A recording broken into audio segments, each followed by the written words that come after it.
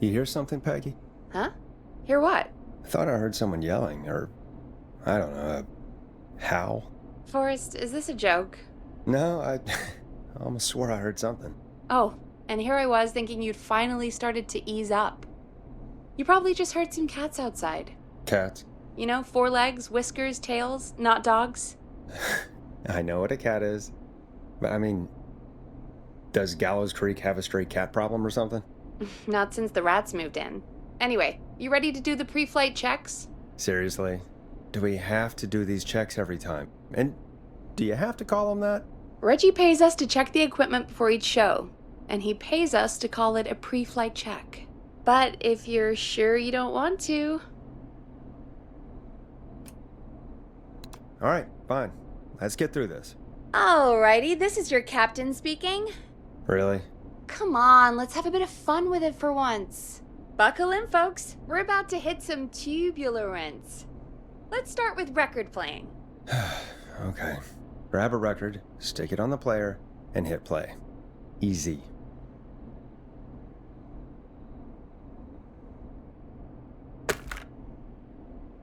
Got it. Great. Now turn it off. All right, up next, phone line buttons. Your captain will be waiting to take your call on line 1. All right, Peggy. Ready for you on line 1. Who's Peggy? This is Captain Donald Key calling. Call me Don. You get it? Yeah, it's a riot. Great, and button 2 works just the same. So, let's move to the Peggy button. You mean the producer line? Like I said, the Peggy button. Press it when you need my help during the show. Is there a Peggy mute button? They haven't invented it yet. Now come on. The Peggy button is the 3rd one on the phone line. I labeled it for you. Press for Peggy. This is your brain, Forrest. Sorry I made you such an unfun turkey. I'm a turkey now, am I? Okay. Are we almost done? Sound blaster next. That's an easy one. 189.6. There we go. Always good for a cheap laugh. All right, we're almost done. Just the volume sliders left. These should let you affect pretty much everything. But let's test it with a record. Play a record and change the volume with the music slider.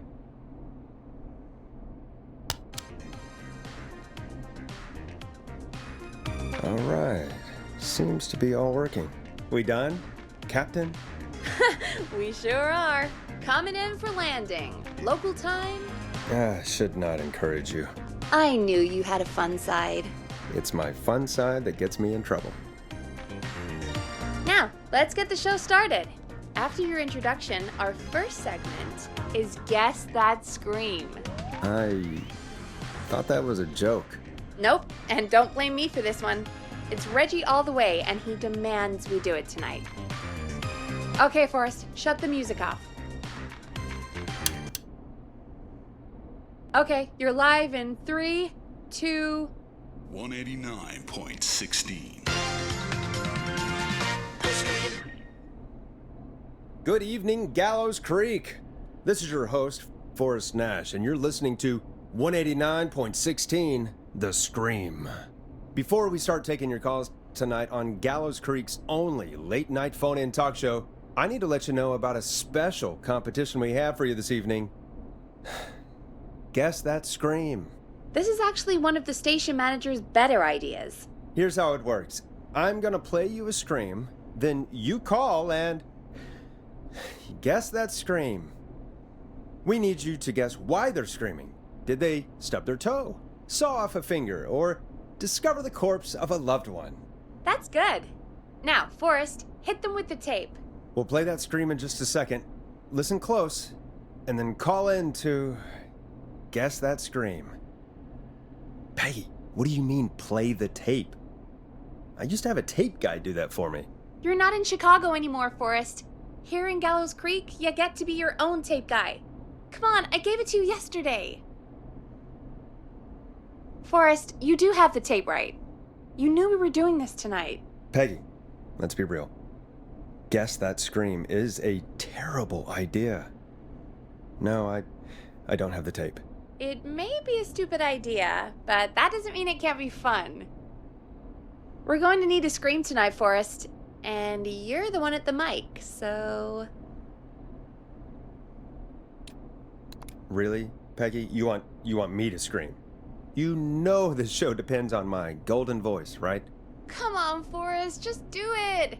That's enough dead air already. Just think of a scream and let it rip! Oh, God. Sorry about that. I'm back. Had to step away there for a second. Listen close, and then call in to Guess That Scream.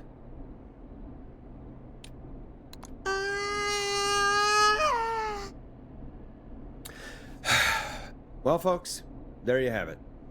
Call in with your guesses, and if you get it right, you could win 2 tickets to the amazing Maze and 1 free fried dough. Fried dough? Just call in at 555-239-KFAM with your guess. Now, here's some music while you get dialing.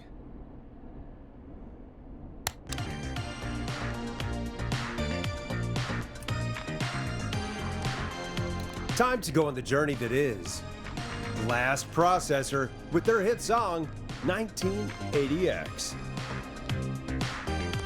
Oh, God, Forrest! That was amazing! Thanks. I can't wait to hear what people think that was. How the hell did I get into this mess? Lighten up, Forrest. That's gonna be the highlight of my week.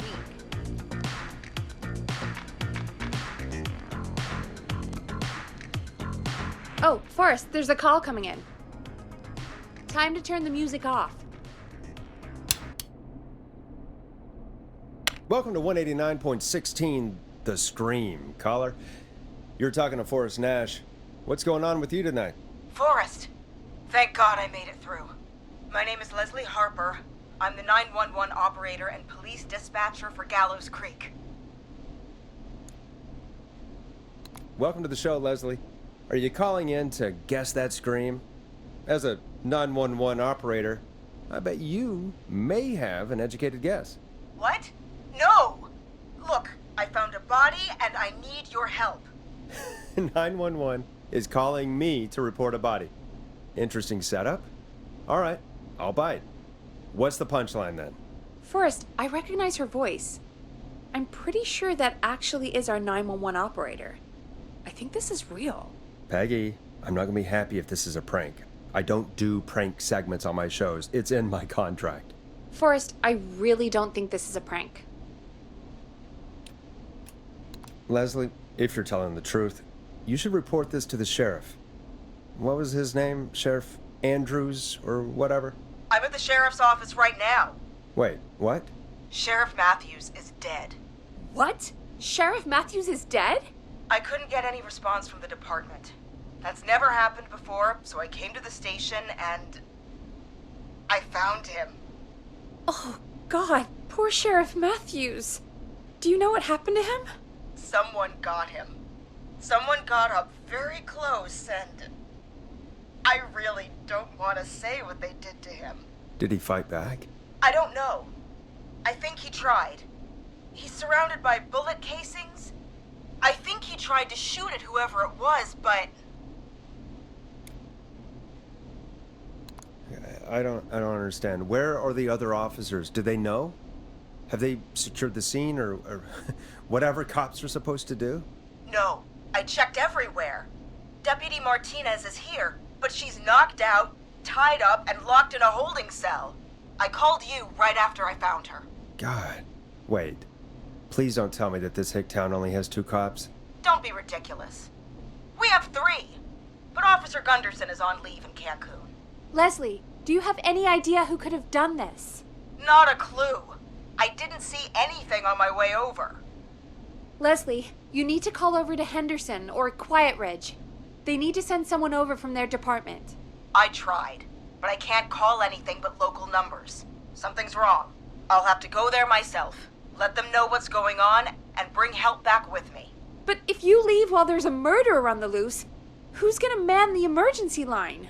That's why I called. Forrest, I've routed all 911 calls to come in to you. I'm a radio talk show host, Leslie. I talk to idiot people about their idiot ideas. I'm not a 911 operator. Why me? You're the only person with experience manning a phone line around here. You're the only person equipped for the job. Besides, there are lots of transferable skills between the two. It's like an interview. You ask questions to get information you can use.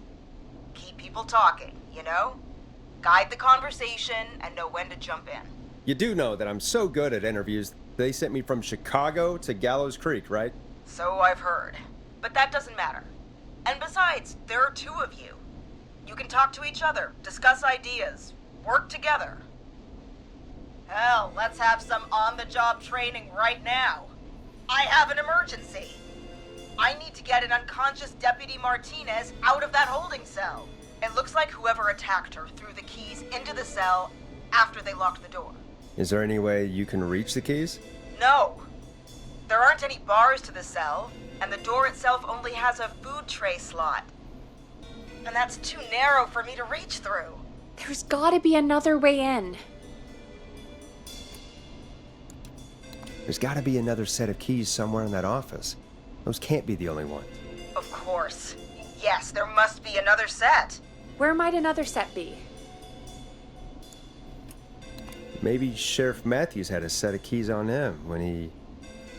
you know. I couldn't see any at a glance, but I didn't really look up close. 1 second. Oh, I think I might be sick. Sorry, Sheriff. I'm just gonna turn you over and... Oh. Please don't stare at me. Oh, wait. That might be them. I think I got the cell keys.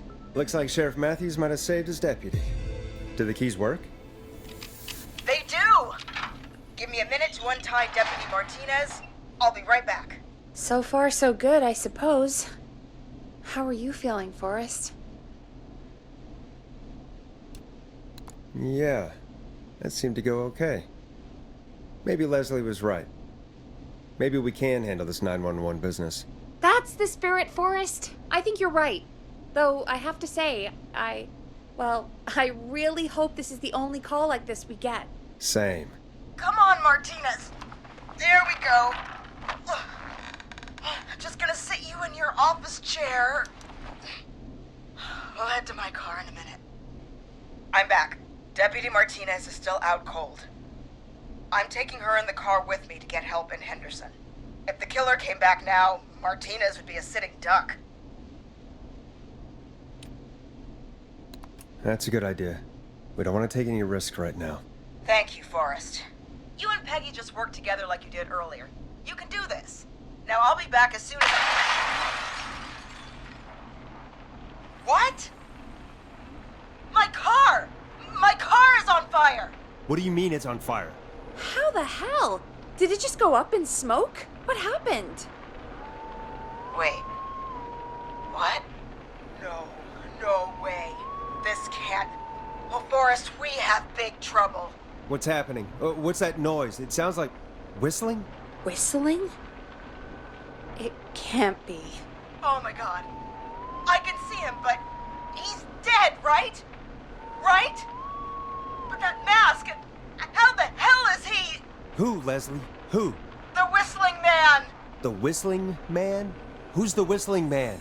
He was a serial killer back in the 50s, wore that mask. But he's dead! He's... What the hell? Oh, God. Do you think he attacked Sheriff Matthews and Deputy Martinez? He's coming this way! Leslie, stay inside and lock the doors. Right. Shit, we need a new plan. My car's torched. We need to think. There should be police cruisers at the sheriff's office, right? Like, you should take one of those. Yeah, that could work. Let me check if Martinez has any, Just reach into your pocket there, Deputy, and... Yes, got him. Keys for Squad Car 3. I saw that parked out front when I got here. Nice one, Forrest. Good thinking. But wait. How am I supposed to get us to the car? The whistling man is right there. Deputy Martinez surely carries a gun, right? Could you use that? Deputy Martinez's gun is missing. I guess the whistling man must have done something with it. The sheriff must have a gun, right? Can you see it? There was a gun next to him. Let me grab it. Shit. It's empty. He must have emptied it trying to defend himself. There must be a weapon lockup in the station, right? Could you grab something from there? I saw it earlier, but as you might have guessed, it was locked. But maybe one of these keys I got earlier will help. Let me see. No. No. No! Shit! None of the keys work. Are there any other weapons lying around that you could use? I didn't see anything earlier. Let me check Deputy Martinez's belt.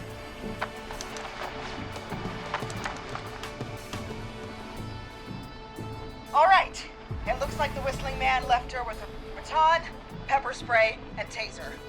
I can only hold one if I'm carrying Deputy Martinez. Which should I take? I mean, it's gotta be the taser, right? Got it. I'm just going to grab Deputy Martinez and then... Wait. Do you hear that? No, I can't hear anything. Exactly. It's gone quiet. No more knocking. Be careful. I don't like it. Me neither. But it's an opening, and I've got to take it. Okay. Deputy Martinez, if you can hear me, it's time to move. Just lean on me. Yep. There you go. Are you sure about this, Leslie? No time like the present, right? So, here we go. Again, you're hooked into dispatch now, so I should be able to radio you when I reach the car. If I reach it. Speak to you soon. Good luck, Leslie. That's one brave woman. God, I hope she makes it through this. You know, I've got to say, this really wasn't what I expected when I came into work today. Well, they always say you have to be ready for everything in live radio. Oh, I think we've got Leslie back on the line. I'm putting the call through. Hello? Forrest? Peggy? This is Leslie. Are you there? Over.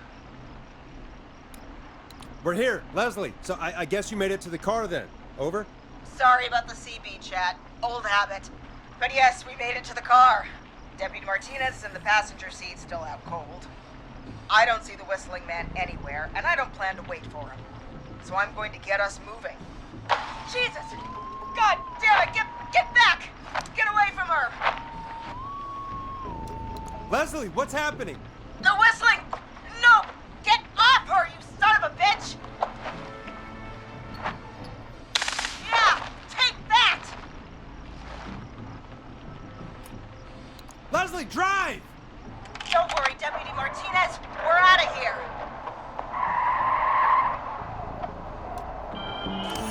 Sounds like you handled that pretty well. Forrest, that taser? Definitely the right call. Oh my god, I can't believe we escaped. Well done, Leslie. You saved a life. Just another day for you. Oh my god, yeah. But let me tell you, I prefer doing it from your side of the phone. Leslie, how long do you think it's going to take to get help? Gallows Creek isn't Nowheresville, but it's pretty damn close. It's going to take a while, maybe 2-3 hours each way. Slightly less if I put my foot down. We'll do our best to keep everyone safe until then. Thank you. Just do what you did just now, and Gallows Creek is going to be okay. Anyway, once I'm in... Oh, I think Deputy Martinez is starting to stir. Forrest, Peggy, I've got to go. I'll be out of range soon, but I'll radio back as soon as I can once I got the cavalry. Try not to crash. We need you back in one piece. Good luck, Leslie! Feel better soon, Deputy Martinez!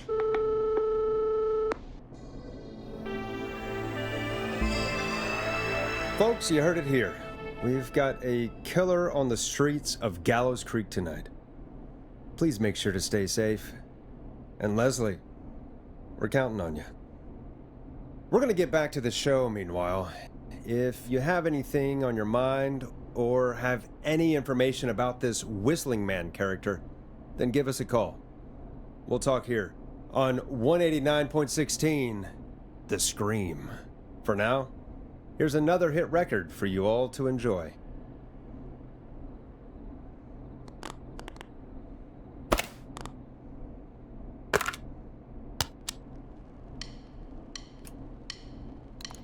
Listen in to this next track from Late Night Lurkers, if you dare. This is not what I signed up for, Peggy. This is actually insane. Did she really say it's gonna take her 4 hours? This guy's gonna kill half the town in 4 hours. Forrest, that's not helpful. I know, I just... Who is this Whistling Man character anyway? He was a serial killer back in the 50s. Edward Marshall Mooney. Went around in a freaky mask, whistling, and killed about a dozen folks in Gallows Creek. No reason for it. No motive. He just did. Okay. What happened to him? Well, police chased him up to Ellis Point one night. We call it Whistling Point now. And it was on this night actually. The police cornered him and he jumped into the river. His body was never found. So is he alive? Dead? I mean, what's the story? Story is he's biding his time, waiting to take revenge on the town. All right, that's the story. What's the truth? Other than we have a whistling killer on our hands tonight, I don't know. I guess we'll find out what we're dealing with, whether we like it or not. I guess so. At least we got the word out, I guess. What kind of listening figures do we get at this time? On a Thursday after midnight, could be around 35? 35. Isn't 3,500? Huh. I didn't realize Gallows Creek was that large. No, 35 people. At best. Are you serious? We only have 35 listeners? 35, yeah. It's a school night. And what's the population of Gallows Creek? I don't know exactly. A little over 1,000? Oh. How many did you get before? You know. Before my career exploded and I ended up on a midnight hour talk show in the town of 1,000 people? Yeah, before that. Around 5 for most shows on the low end. Big gas could pump that up to 10, 15, easy. 5,000 on the low end? We could only dream of that. 5 million. Million? Yeah, sometimes that's just the way it goes. At least the Whistling Man hasn't killed me yet, I guess. Yeah, I guess we're gonna learn a lot about perspective tonight, huh? Oh, we have a call coming in. Take it when you're ready. Okay, Forrest, shut the music off. Hello, caller. You're live on 189.16, The Scream. Is everything, all right?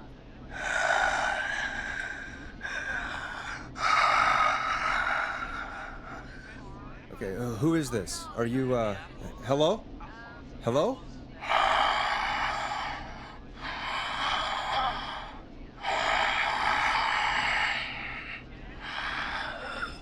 Okay, what's your name and why are you calling in?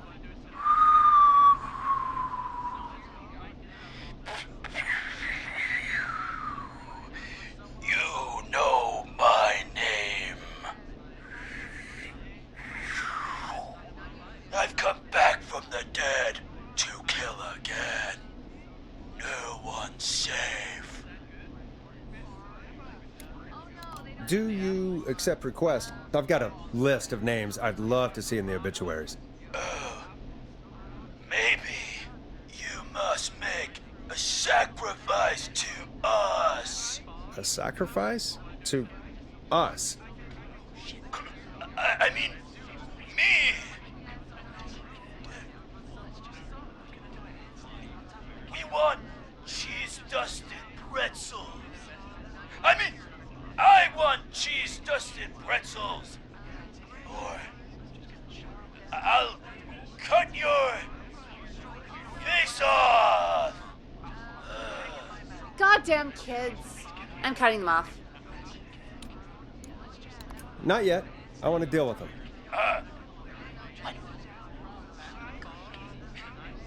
We also want a mega gulp. Okay, so cheese-dusted pretzels and a mega gulp behind the gas station. You got it, whistling man. A wise choice. See you soon, Maurice Nash. Needless to say, I won't actually be going out to the gas station to buy anything for these kids. And none of you should be going out tonight either. We've got an actual killer out there. Anyway, this next one's dedicated to all of you staying inside with your doors and windows locked.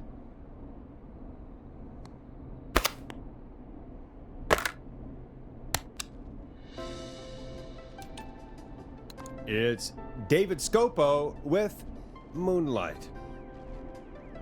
Peggy, the hell was that? Kids pretending to be a killer who right now is stalking the town? It's a thing. A thing? Oh, kids around here. They pull pranks pretending to be him. By pretending to be this whistling man character? They think it's funny, but it's not. It's not funny at all. And there's no chance that our whistling man was just a prank. That Leslie... No, that's real. Christ. Let's stay positive. We still have a show to do. We already have another caller on the line. All right. Let's do this. Hello, caller. You're live on The Scream with me, Forrest Nash. What? I dialed 911. I need the sheriff right away. Okay, right. Well, I'm filling in for 911 tonight. What's your name and what's your trouble? My name is Sandra Sharp, and I need the cops now. I'm sorry, Sandra, but the sheriff is dead. We're trying to get help in from Henderson now. What? God. Listen, you've got to help me then. I drove to the edge of town for a jazz run, and now some psycho dressed like the Whistling Man is after me, knife in hand. Oh God, it's actually happening. Where are you now? Did you escape to somewhere safe? Oh, I did, baby. I jazz ran all the way to my car and nothing flat. But I dropped my keys somewhere along the way. I never locked the door, at least, so I got a place to hide, but I can't get moving. Is there anywhere else you can go? Do you have any friends nearby? Oh, I'm not going back out there.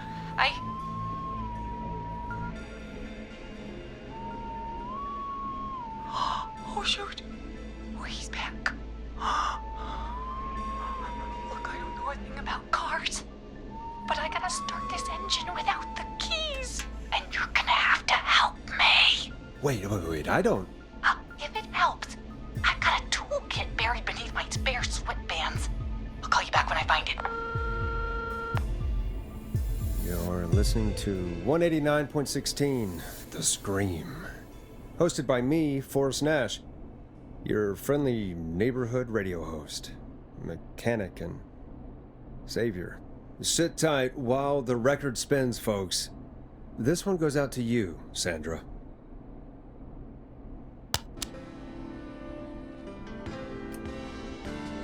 Hope you enjoy this one as much as I do. Doesn't the station have a show about cars? The Tamora twins or something? Timberline twins talk motors. Yeah. You know they're not even brothers. Really? They look the same, though.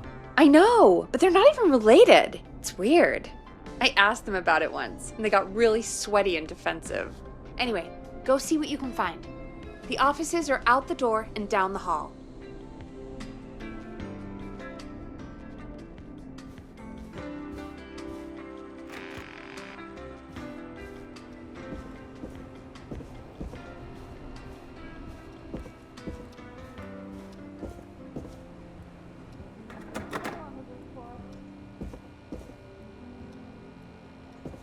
I'm not getting in there tonight.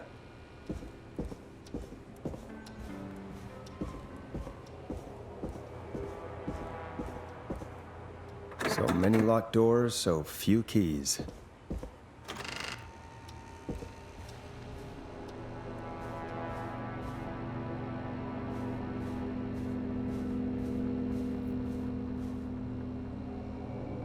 This has to be important.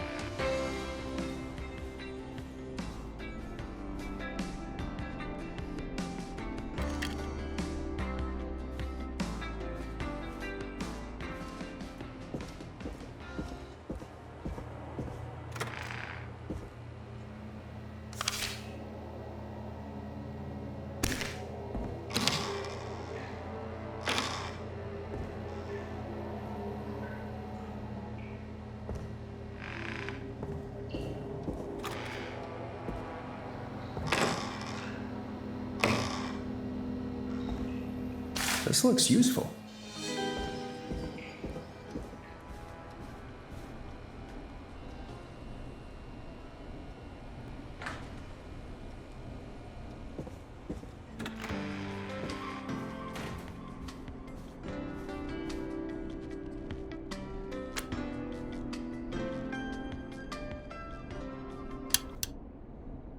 You find anything? Yeah, I found a magazine about hot wiring cars. Well, that sounds perfect. Caller on line 1. Thanks, Peggy. We're back with 189.16, The Scream. How are you holding up, Sandra? The creep's looking through the parking lot trying to find me. But I've got my tools, and I'm ready to get this hunk of junk moving. How do we start this baby? Put the screwdriver in the ignition and twist clockwise. Here goes, baby. Screwdriver's too fat to fit. What next? Unscrew the steering column. All right. Just turn. Just turn. 1, 2, 1, 2. Good. How long are these screws? Okay. Cover's off. Okay. There's a bunch of wires down here all paired up and... Oh God, my heart is pumping. Tell me exactly what you see. Okay. I can do this. There's a red wire, a blue wire, a yellow wire, a green wire, and a brown wire. What's the serial number on the steering column? The number is 576-894-320. Strip and twist together the red and yellow wires. All right. We take the red and the yellow, and we twist, and we turn. Oh, perfect. I also see pink and purple wire. What next? Strip the purple wire and brush against the twisted wires. Okay. We strip, and we brush, and... Energize your body. Fantastic work, baby. Anytime you want to come down to the jazz studio, you get in for free. I'm glad you're safe, Sandra, but please lay off the jazz. Sorry, Forrest. My life is my own, especially after that. I'm happy to be me. I'm happy for you too, Sandra. And come on, Forrest. Just have fun with it. I don't think jazz should be that big of a part of anyone's personality. That's all. Forrest? Don't worry about him, baby. He'll learn one day. Anyway, gotta get home now. Thank you all again. Mwah!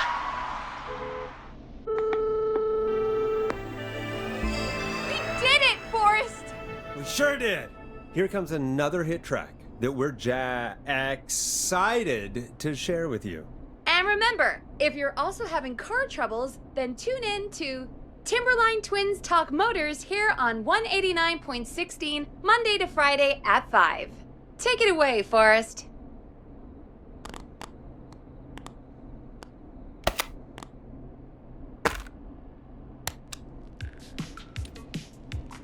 It's funky, it's groovy, it's Stab in the Twilight by Knife and Easy. I still can't believe this is happening. Right? Like Gallows Creek didn't already have enough to worry about? What do you mean? Gallows Creek is a miserable place to live. Really? Miserable? Peggy, be honest, it's a dump. There's nothing to do here. Hell, I'm almost ready to thank this whistling guy for at least making things interesting. Well, I like it here. People are polite and, friendly, usually, if you get to know them. Come on, there must be something you like about this place. I guess some folks have been okay. You're not terrible, after a while. Not terrible after a while? High praise coming from Forrest Nash. You know what I mean, Peggy. I do. It's Forrest Nash for I think you're swell. Anyway, I hope the killer is done for the night, and that Leslie gets back soon. Me too. Can we at least call off that stupid Guess the Scream contest now?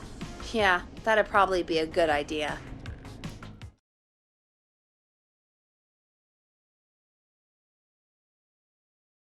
Caller on line 1.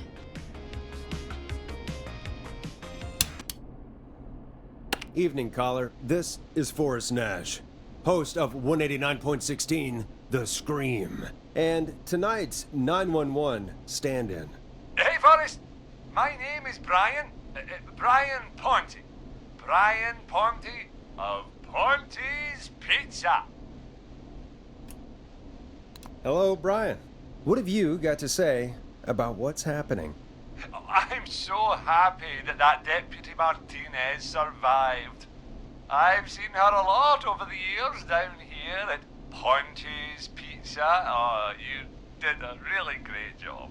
And as a thanks for all you did there, I just wanted to tell you that I'm sending you some coupons for free pizza here at Ponte's Pizza. Wow, Brian.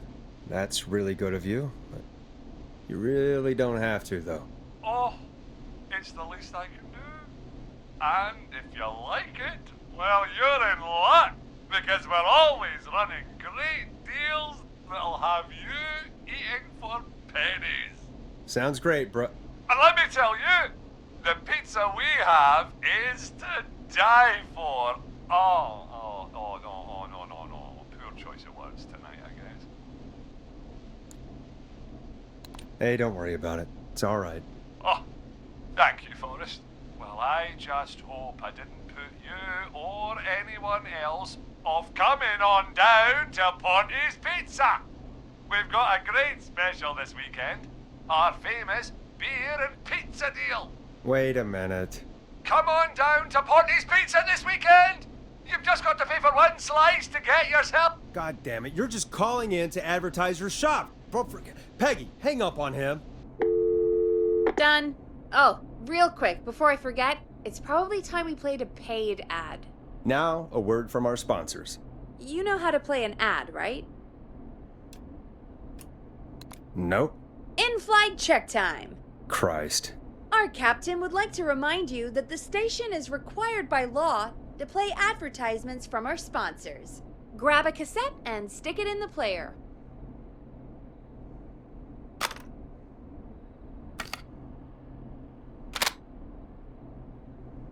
Done. Great party, man. Thanks. Can I grab another beer? Hey, sure thing. Let me grab you one out of the fridge. Oh no, we're out of beer. What am I gonna do? The party is going to be over.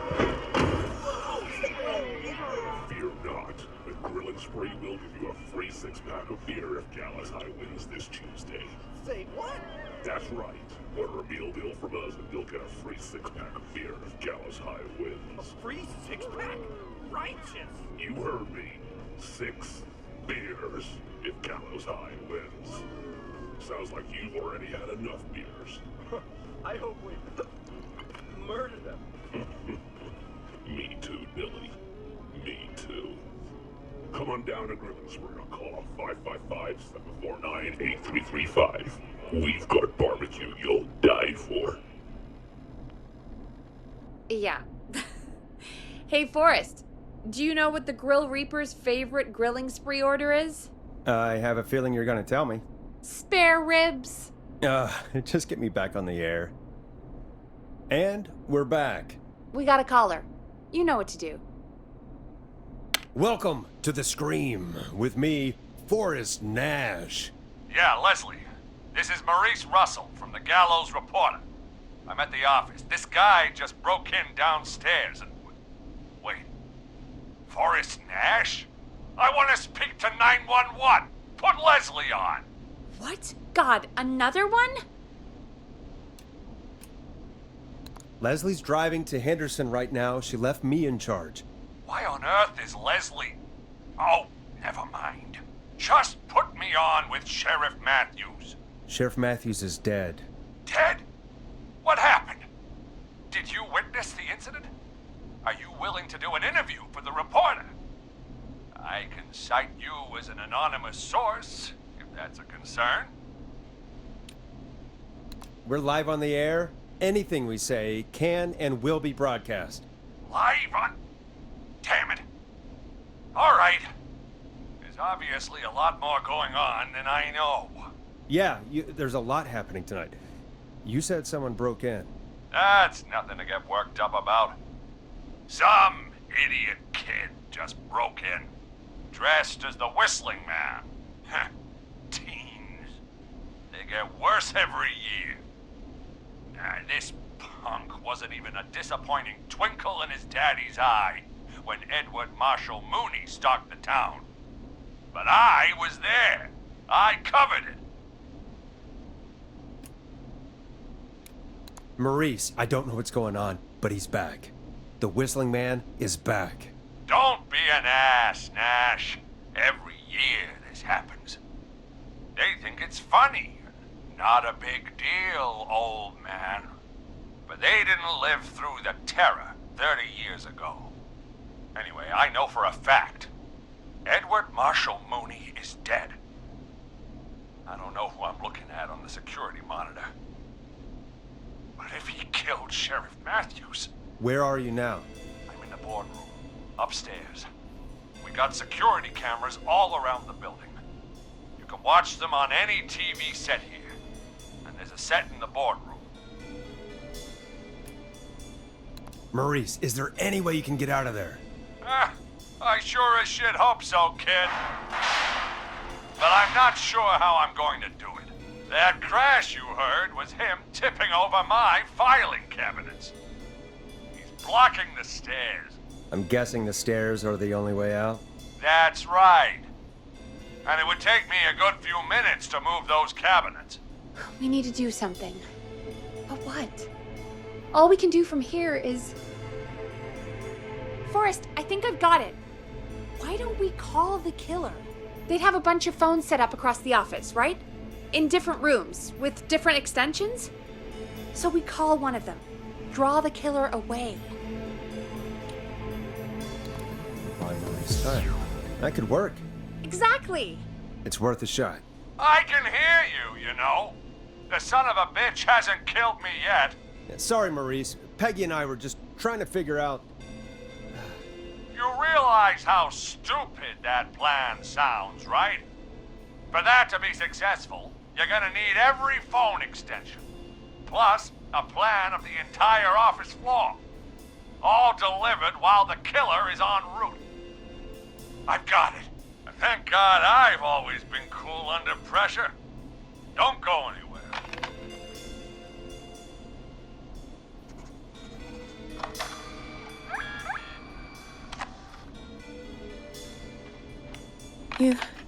You don't think the killer got him, do you? Mr. Russell, I'm here. any second, too. Go check your fax machine. Don't let me down.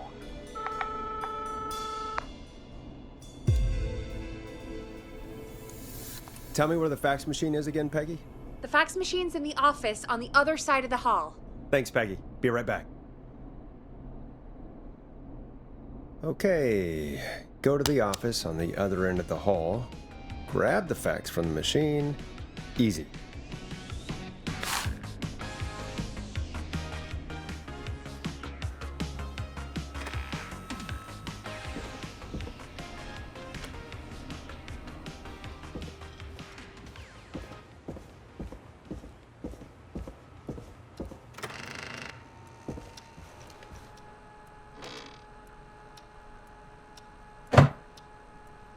This must be it.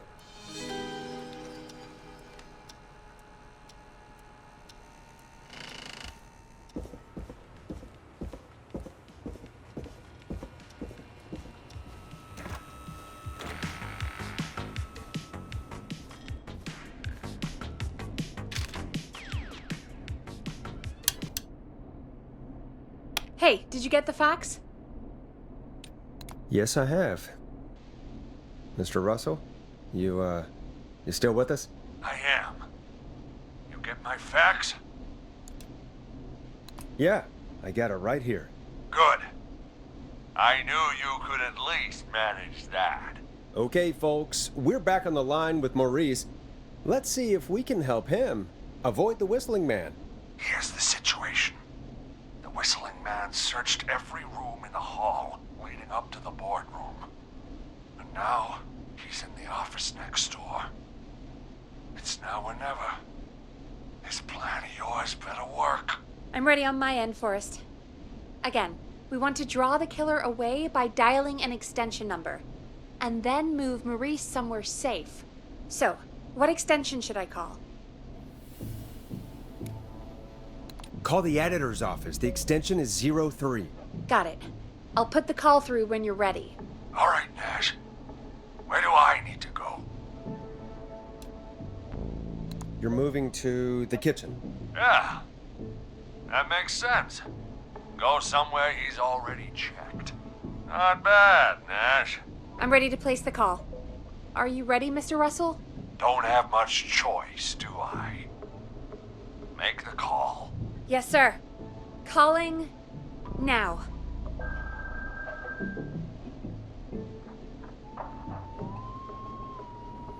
I can't believe it. He's actually heading to my office. It was all Peggy's idea. Credit goes to her. Aw, don't mention it. The coast is clear. I'm shutting off the TV so he won't see me on the security cameras. Then, making my move. I'll call when I get there. Do you think he'll make it okay? I'm sure he'll be fine. But now what do we do? We gotta find some way for him to get past that barricade. What do you mean? I don't think calling the Whistling Man is gonna buy Maurice enough time to move those cabinets.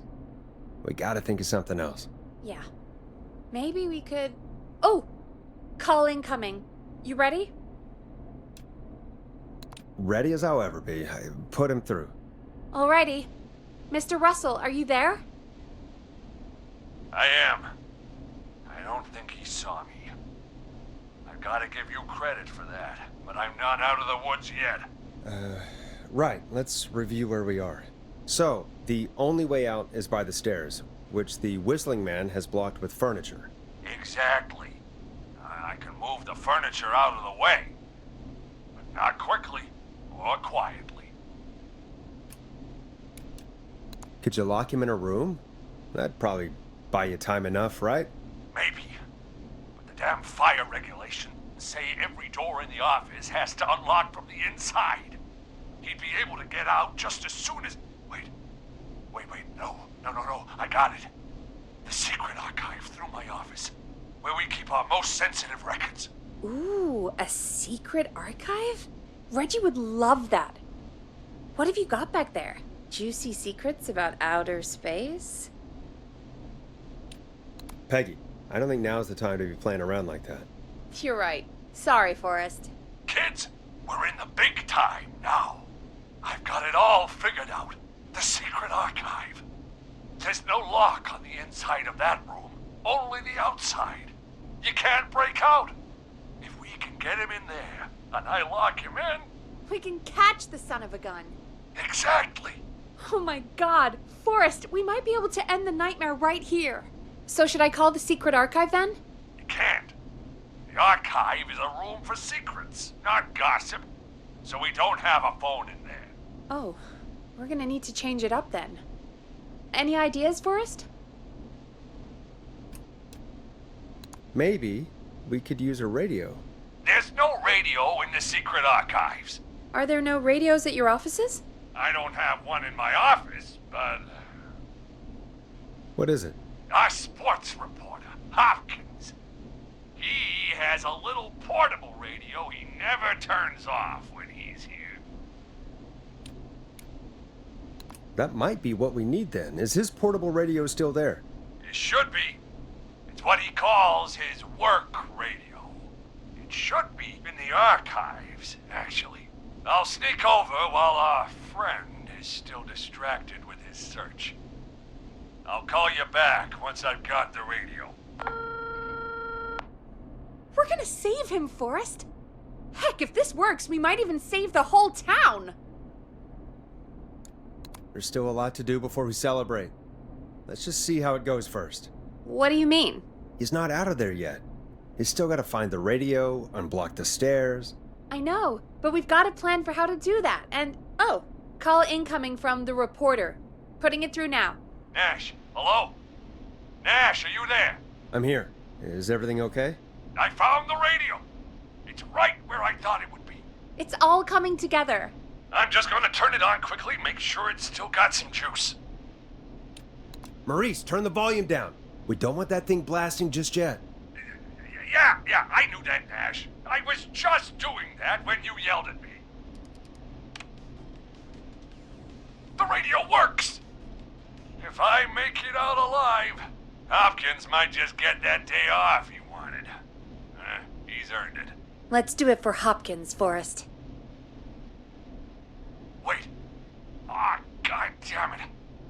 If I can't have this stupid thing turned up, how am I supposed to draw the killer? I can't be in the room when it's on, or I'm dead. You just... Oh, that's a good point. But wait, we're the radio. We can just be quiet until you're ready. If you can do that, then... Yeah, sure. 189.16, I know that's your station number. But a good editor always double checks. Can you confirm that? 189.16, The Scream. Gallows Creek's best and only phone-in talk show. With me, Forrest Nash. And me, Peggy. Jesus Christ. I've got the radio on silent, but I'm tuned in. Now, I just need to get to my office. Sounds like we need to make another call, Forrest. Where should we send the killer? Call the boardroom. The extension is 04. That might work. The boardroom is fairly close to the editor's office, but we haven't seen the killer go there yet. Are you sure? I'm sure. Make the call. Okay, calling the boardroom now.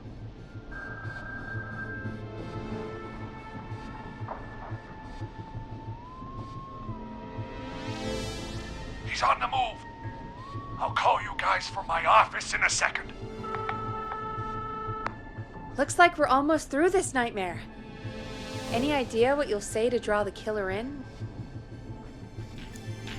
I'm gonna do my best impersonation of Maurice. I think that'll draw the killer in. What's your Mr. Russell impression? I think I gave that masked freak the slip. What a great plan this is, Pearl! I'll give you an A for effort. Ooh, call coming in. Here we go. I'm here. The radio's set up in the secret archive. Just give me the signal, and I'll turn it all the way up. Where will you hide in the meantime? Good question. It's under my desk, but you can see under it. I've got a big cabinet, but That'll take me a second to get into. Anywhere else? Not really. There's the secret archive itself, but that's where the kill is going. I could try the cubicles, but they're pretty far away. Your judgment has kept me alive so far, Nash. What do you reckon? Hide in your cabinet. All right. Well, this is it. I'm going to go turn the radio up to full blast now. Don't say anything until I've had time to hide. You got it? We know the plan. You can trust us. Here we go.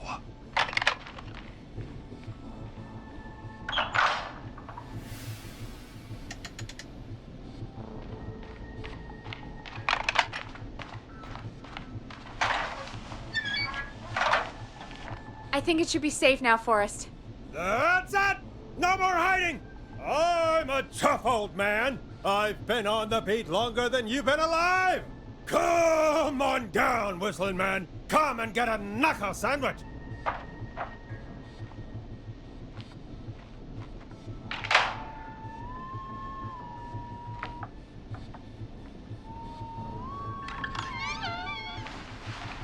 Listeners, this is Forrest Nash of 189.16, The Scream. And if you've just tuned in, See you in hell, kid! we've just locked up the Whistling Man. Forrest, you beautiful bastard! I can't believe that actually worked! If I'm being honest, I can't believe it either. Thank God it's over. I'll be off now. Gotta get out of here. Write up a few notes. Call a few friends. I'd feel safer waiting for the cops to come grab this freak with some company. Hey, maybe you and me could do an interview tomorrow for the Gallows Reporter. I'll think about it.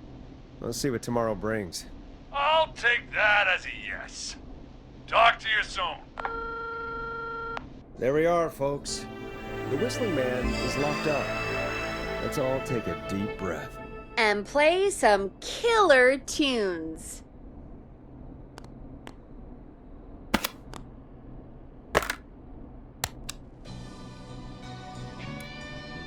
You're gonna love this next track. Looks like the night should be pretty easy from here on out. Right? Thank God that's over. I guess we got some downtime now. I could ask you some questions to kill the time? You're gonna interview me. You sure about that? You're not so scary. Besides, we've been working together like a week now, and you're still all shrouded in mystery. I'll regret this, but okay. Question 1. Tell me about your family. What? Come on, Peggy, that's too general. Okay. Did anyone move with you to Gallows Creek? Nope. Now that's too specific. Too specific? Do you have any siblings? I don't. I'm an only child, and my folks are dead. Oh, I'm sorry, Forrest. Oh, it's okay, Peggy. That's how it goes. Anyway, what about you? Any siblings? Your mom and pop still around? I thought I was asking the questions. You are. I'm just making conversation now. Oh. Well, my folks went the same way as yours. Huh. What a coincidence. Yeah. My dad walked out when I was about 13. He'd been a wreck for a while. Then he got himself into a wreck, and, well, that was Dad. Mom didn't take it well. She remarried pretty quick after that. She wanted to forget Dad so bad, she even made me take my stepdad's last name. So I'm Peggy Weaver now. Anyway, Mr. Weaver got sick one day, and my mom didn't last long after he went. I'm sorry to hear that, Peg. Don't call me Peg. Yeah, sorry. I was just trying to be... It's okay, I know. I'm sorry. I'm defensive about that name. Any siblings? Funny you mention that now. No. Not anymore. I had a sister, but I haven't seen her since before my dad. Hold on. Someone just rang the door buzzer. What on earth could someone want at this hour? I don't know. Do you want to go check it out? Me? You sure you don't want to go? I can't leave the booth while we're on air. One of Reggie's K-Fam regulations. I'll pass you the key to the stairs. Gee, thanks, Peggy. The buzzer's on the front door. See you in a bit.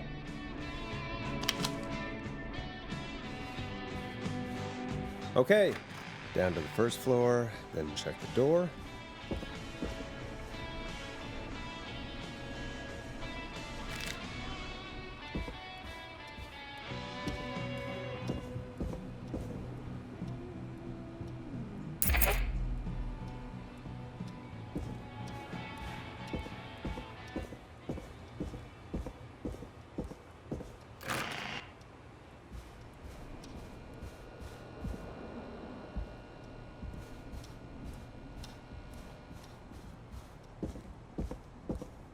A tape. Play on air.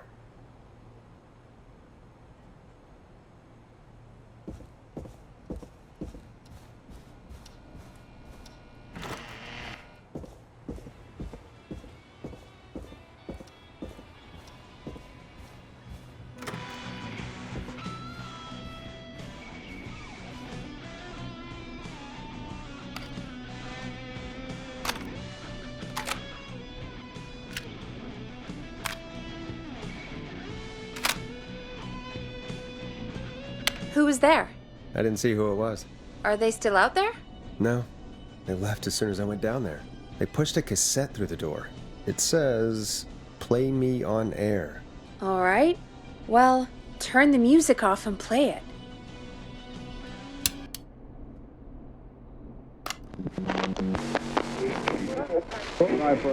Hello, Gallows Creek. Time to Pay the price. Time to pay for lives. Time to sit there. I will punish you. I'm going to enjoy this. I did not enjoy that. What the hell was that? Oh, Forrest, we're still on air. Say something. Folks, Folks, the tape you just heard was passed through our door only moments ago. I don't know how or why that came through our door with the killer locked up, but be careful, Gallows Creek. Stay home and stay safe. Give us a call if you need help. You can get us on 911.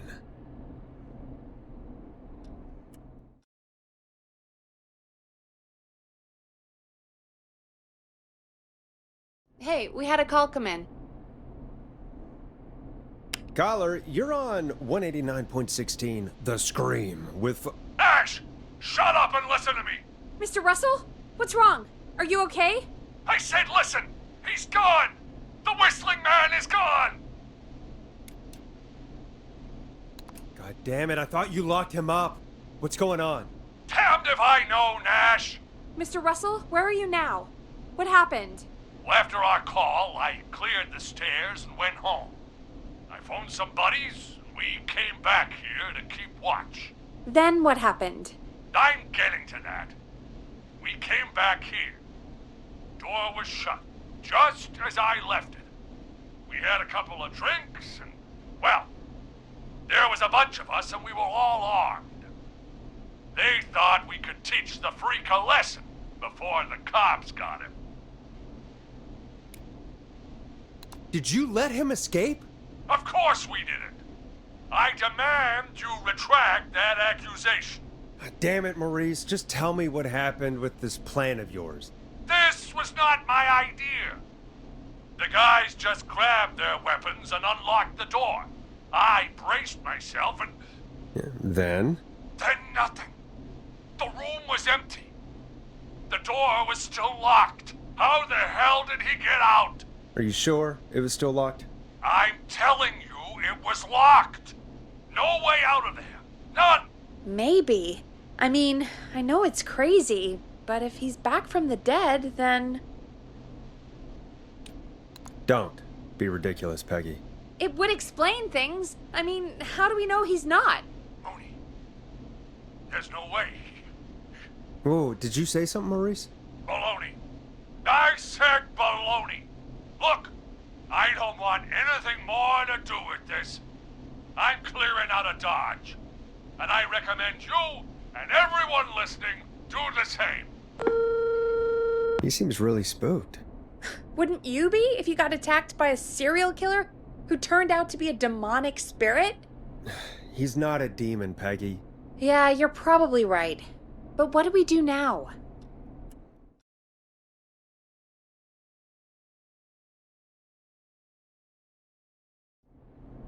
Thank you again, Mrs. Mackenzie, for the helpful tip. The bagger at the grocery store cannot whistle. We'll remove her from the suspect list. Let's go to a break. I need you for a second. All right, folks. We need to take a quick break. This one's for all those folks out there keeping the hatches battened.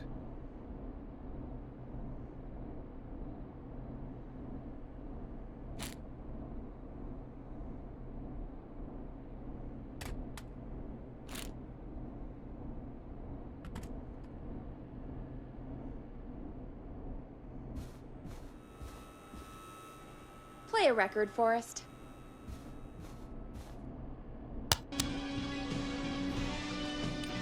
Here comes one of my favorites. All right, Peggy, what's up? I pushed a cassette under my door. Go play it. You stopped the show for a tape? Just go get it.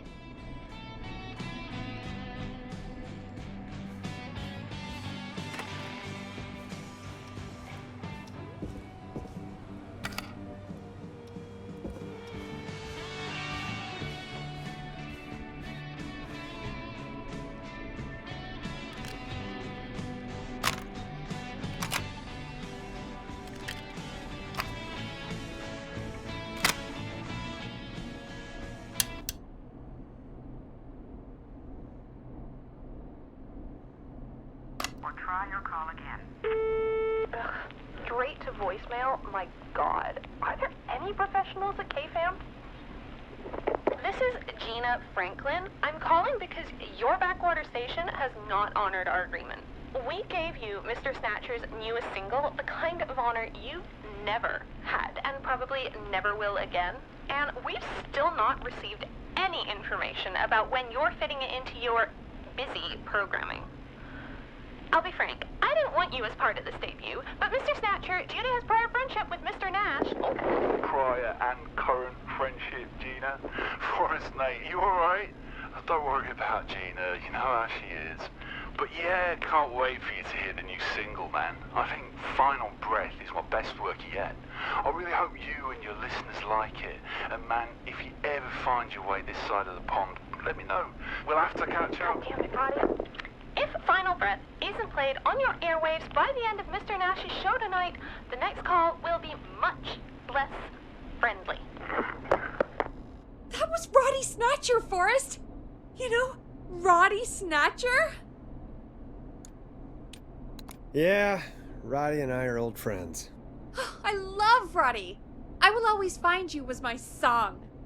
I wish we still had it in rotation. Oh my God, I can't believe you know Roddy Snatcher. And I can't believe you didn't tell me he sent you his new single. We have to play Final Breath. Where is it? I don't know. They mailed it to KFAM, not to me. Then it's gotta be downstairs at reception. Man, I can't believe Barbara didn't say anything. I mean, well, if that fiasco last Friday about the missing Knife and Easy track is any indication, folks at KFAM aren't against hoarding station music for personal use. I think we're still missing a few tracks, actually. Well, go get Roddy's song before Gina sues the pants off us.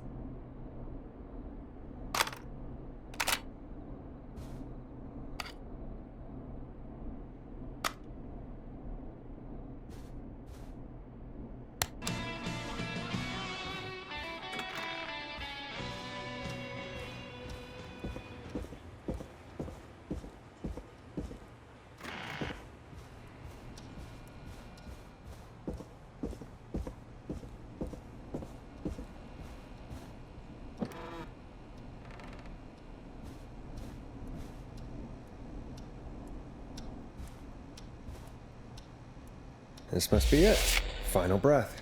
My tiny selection grows.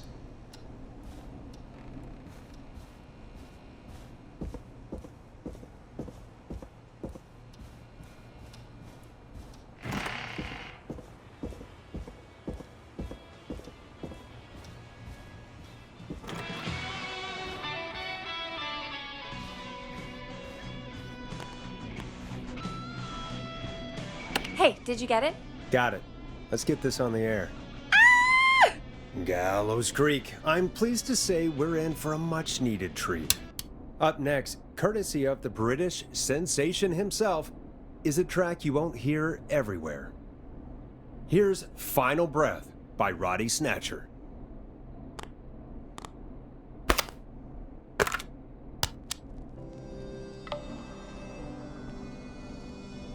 Wow.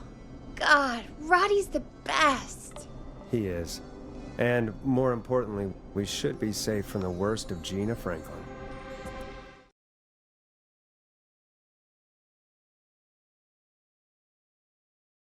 And I think that's every time I've seen him live. Peggy, you just talked through the whole song. Oh, whoops. It's okay. I can just play it on loop later. Oh, shoot. I just noticed we have a caller waiting. I really hope it's nothing serious. Evening, caller. This is Forrest Nash, host of 189.16, The Scream, and tonight's 911 stand-in. This is Murphy! Hello, Murphy. What have you got for us tonight? Two things, Forrest. First, happy birthday to my son, Fernando. He's 3 today, and man, being his daddy has changed my life. I've learned how to live, how to laugh, most importantly, how to love. Aw, happy birthday, Fernando. Happy birthday, Fernando. Thanks. And now, my other thing. I'm putting the word out to this so-called killer. You think you're tough, huh? Big man with a big knife, huh? Prove it. Come face me, a true warrior, at the Gallows Waste Disposal Plant. Guess what?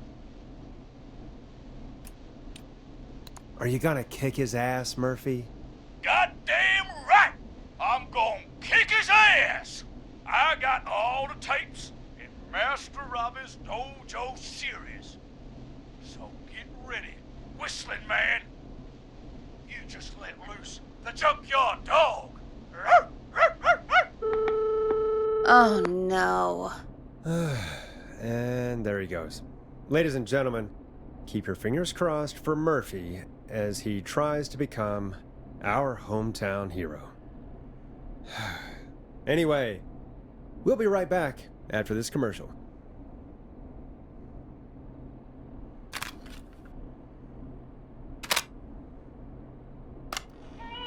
The world-famous annual Gallows Creek Harvest Festival is back! We got it all out on Giblet Field. We got the Little Miss Harvest Pageant, Princess Harvest Pageant, Harvest Queen Pageant, Cotton Candy, Corn Dogs, Cornhole, Corn on the Cob, Crokinole, Country Music, Can Jam, Jams, Jellies, Jamborees, Juggling, Roller Rickies, Roller Disco Lessons, Praying. We got baby crawling, balloon popping, balloons for sale, beard contest, horseshoes, hayride, hay toss, hey you there, safe donkeys and ponies, apple bobbing, firearm, fireworks, funnel cakes, fried dough, seed spitting, sand licking, cracker cramming, and cat shop. And fake tattoo, face painting, puppets, petting zoo, amazing maze, square dancing, story swapping, spelling bee, quilting bee, and sewing circle, pie eating, lawnmower racing, hot dog eating contest, flower contest, and of course our famous gourd measure-off. The festival is brought to you by Mayor Linda Cartwright, sponsored by Gallows & Sons Factory, and dedicated to the memory of Garrett Miley, tragically taken from us last festival. I can see why it's world famous. It's a highlight around here, Forrest. Oh, I am sorry to hear that, Peggy. All right, folks, welcome back to the show. We have a note from my producer. That's right. Come find me at the Harvest Festival tomorrow to grab Your choice of a K-Fam mug, sticker set, or poster. Let's see what our next caller would choose. We got a caller. You know what to do. Hello, caller. You're live on the stream with me, Forrest Nash. Hello? Who is this? Are you okay? Do you need help? Forrest? He called me? That horrible whistling down the phone. He's coming for me? Jesus. Okay, listen, caller. Don't panic. We've done this a few times now. We can help you. A few times already? So, you saved them, or? We sure did. You're in safe hands. Okay. We're gonna help you. Can you tell me your name, caller? I'm Dr. Sullivan. Virginia. Sorry. Take some deep breaths, Virginia. You're gonna be okay. Please don't let me die. I won't. Just calm down. Tell me where you are right now. What's your address? Oh, God. Is there a neighbor you can call for help? No. Everyone's away tonight. There's just a fraternity down the street. You live by a frat house. Yes, they're having a party. That takeout coming in all night. Fun covered in beer cans. They're getting wasted. And I'm about to get... Oh, God. Virginia, what's the name of the frat? It's... Oh, God. I can't think. I can't... Any idea what the frat might be, Peggy? If I knew where she was, I might know, but... Wait, the takeout! If we can get takeout to the frat, we can get a message to them to go and help. Virginia, who did they order takeout from? I don't know. Come on, Virginia. Try to remember. I can't do this.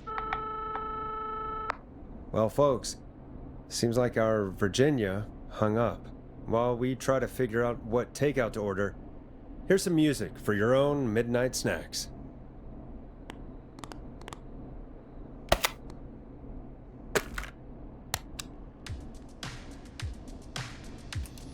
Enjoy this classic by Smooth. It's their hit song, The Word. Peggy, what places do takeout in Gallows Creek? Off the top of my head? Well... There's the barbecue place, Grilling Spree, and you can order from Chalupa Cabras. Oh, and of course we have Ponte's Pizza. That's it, I think. That's it? Gallows Creek only has 3 places? You know, Forrest, just for once, I think you should be thankful that we're not in Chicago. All right. We'll call each place and ask who they deliver to tonight. That's not going to work. Takeout client privilege. What? There was a lot of competition back in the day. Things got ugly. It's a long story.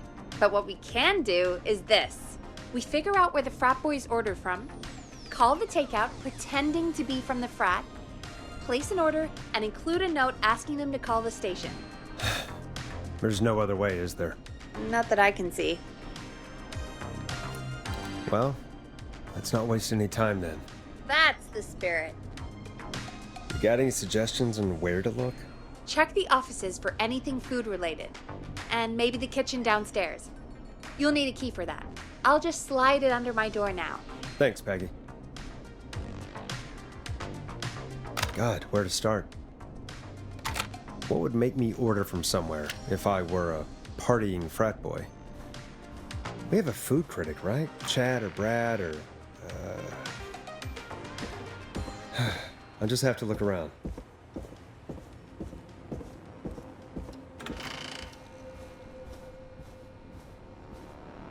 Chalupa Cabra.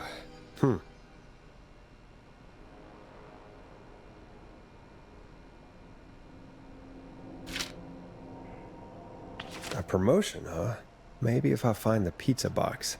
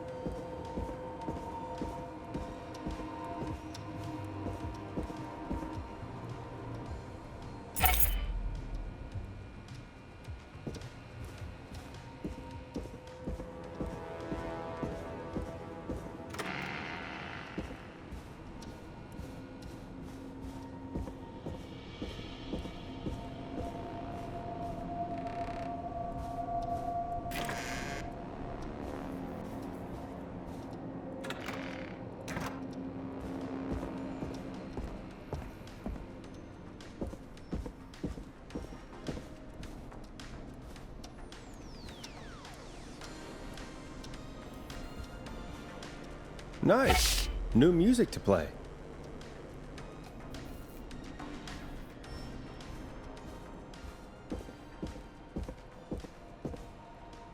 Rooting through trash. This is a new low. Ooh. Interesting offer. I wonder how well Gallows High performed.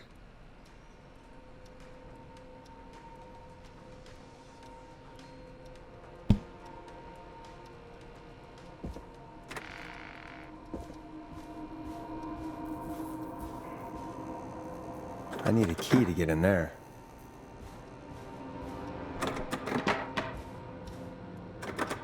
Needs a key.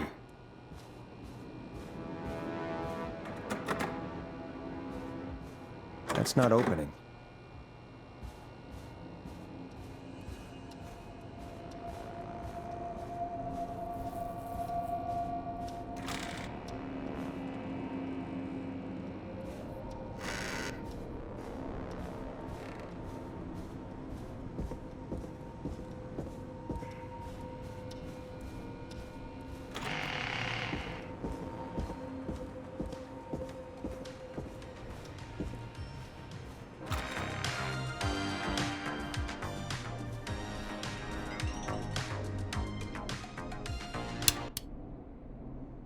Hey, find anything useful? Yes, I have. That's great. Are you ready to get back on the line? Let's make the call. Okay, Forrest. What'll it be? Call Ponte's Pizza. You got it. Ponte's Pizza is on the line. Ponte's Pizza. May I take your order? Hey, dude. What's going on? May I take your order? I need some garlic bread. Oh, I need the bread! Can do. Where do you want that delivered? Same place as before, you know. The frat house. Got it. And we'll have that over to you right away. Oh, and one more thing.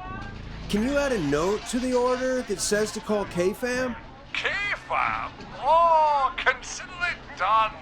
The folks at K-Fam are huge fans of Ponte's Pizza, you know. I should really call them and let them know. And now we wait. We should put a song on. Agreed. This one goes out to our delivery workers.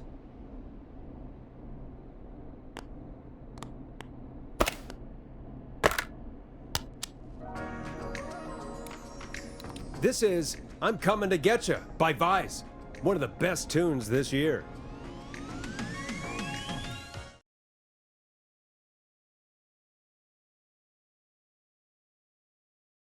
Which of the takeout places would you order from? To save Virginia? No, where would you actually eat? Oh, I mean, they're all pretty equal. Sure, but if you had to pick one. All right. Not Ponte. He's not Ponte. Right, so between Grilling Spree and Chalupa Cabras. I mean, it depends. Do I want a plate full of meat? Or do I want really, really good nachos? It can change depending on the day, you know? Yeah, fair enough. Maybe I... Hold that thought, Forrest. We've got a call coming in. Hello, caller. You're live on The Scream with me, Forrest Nash. Hey, this is Fratman Bunker. We got some garlic bread and a note to call this number. Yes. Bunker, this is Forrest Nash from 189.16, The Scream. And... Is this Goose? Oh, man. It's totally you, isn't it, Goose? This is such a Goose prank. Sure, whatever. It's Goose. Now, listen, Goose, dude, get your ass to the party. We got so much beer! Listen, I need you to... Goose, come get beer. Your brothers are waiting for you. I'm not Goose! How can I prove this to you? Let me get a second opinion on this. Norman the Barbarian! What do you think? Great idea. Norman the Barbarian says only the radio man can control it. So, play us the flow. Wait, really? What? The flow? Norman the Barbarian demands it. Okay. I'll play the damn song.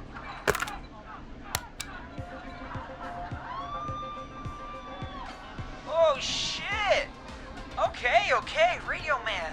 You got my attention. What is it? Thank God. Listen, you've got to get over to your neighbor's house. All of you. Just... Say no more. Bunker's moving the house. Forrest, line 2. Hello. You're live on 189.16, The Scream. Forrest, it's the killer. He's at the door. Grace. Oh my God, it's you, isn't it? Clive, I didn't talk, I promise. Whoa! The party has arrived! Oh, thank God. He's gone and... Oh, is that you, radio man? Don't worry, we brought the beer. Good times are here. I could use a drink.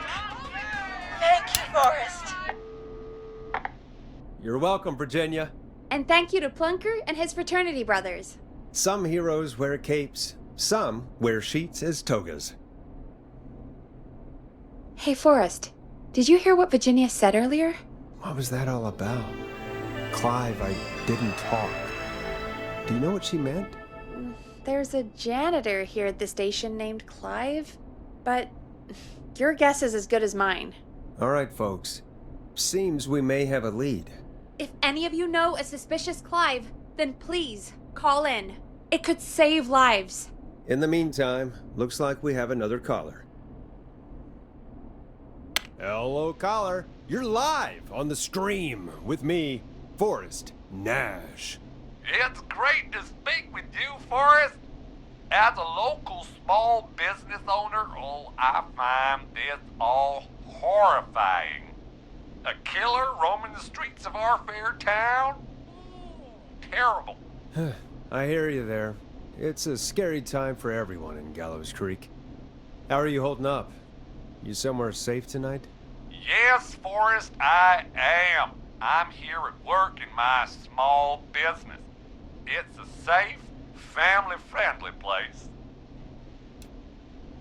Oh, what small business do you own? Oh, well, I'm not really big on promotion, but since you asked, it's Ponte's Pizza! The best and only pizza place in town! Come on down and get yourself a cracking deal on our 2-for-1. God damn it, Ponte, no! No free ads! I mean, I guess we can't be that mad at him. Calling Ponte's did save Virginia. I can be mad, Peggy. That sort of thing just... I can be mad. Look, he's gone now. We already have somebody else on the line. Just take a deep breath and let's keep going. Evening, caller. This is Forrest Nash, host of 189.16, The Scream, and tonight's 911 stand-in. Hi. Hello? Am I on air? Sure are, caller. What's your name? And what have you got for us tonight? Name's Eugene Stein, and I've got a heart full of love, Forrest. I'm hanging out in the middle of the maze, listening to your show, looking up at the stars and waiting for her. You got a special lady coming out to see you. Yeah. Molly. We planned to get lost in the maze tonight, to take our first journey together into the love labyrinth. That's why I'm calling, actually. I thought she'd be here an hour ago. And since I've listened all night to how cool you play it, I thought you were the perfect guy to ask. Should I call her up and ask if she's coming, or wait and see? For real, kid? If you've been listening all night, do you really need to ask me? Yes, that's why I'm calling. Ah, what the hell. Stay and wait. Forrest, that's a terrible idea. Eugene, please go home. Your parents must be worried sick. My parents are dead, actually. But, Oh, jeez. yeah, I guess it's not the night. Hang on! I hear some rustling. I guess she came after all. Molly! I'm in the middle! It'll take a little while to get here, but, thanks again, Forrest. It's been good talking. Wait a second. Molly can't whistle. No, this is supposed to be the best night of my life! Not the worst. Eugene, do you know the way out? It wouldn't be the maze if he could just remember the way, Forrest. She's right! Listen, Eugene, breathe, hide, and call back in a minute. We'll get you out. I'll do it for Molly. But please, hurry! Well, listeners, while Peggy and I deliberate, here's a track for all you lovers out there.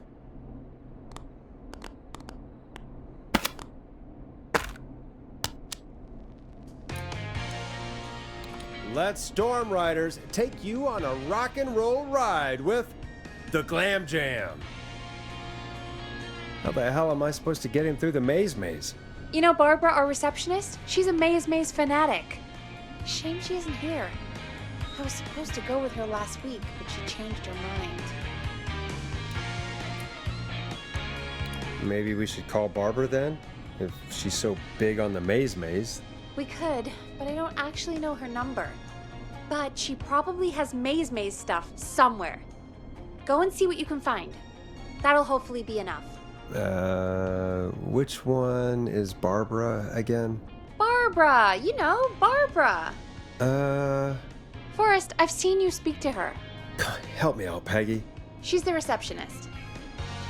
Sits at reception, never does any work because she's talking to Brad all day. Ring any bells? Right, yeah, sorry, I guess it's just the stress of... No excuses. Just go and find something to help us.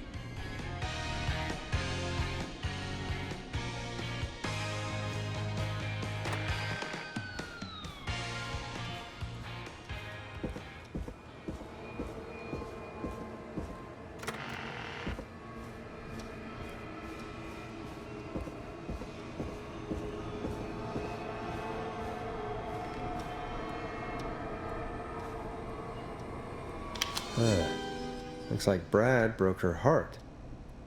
Wonder what she'd have done with all that maze stuff.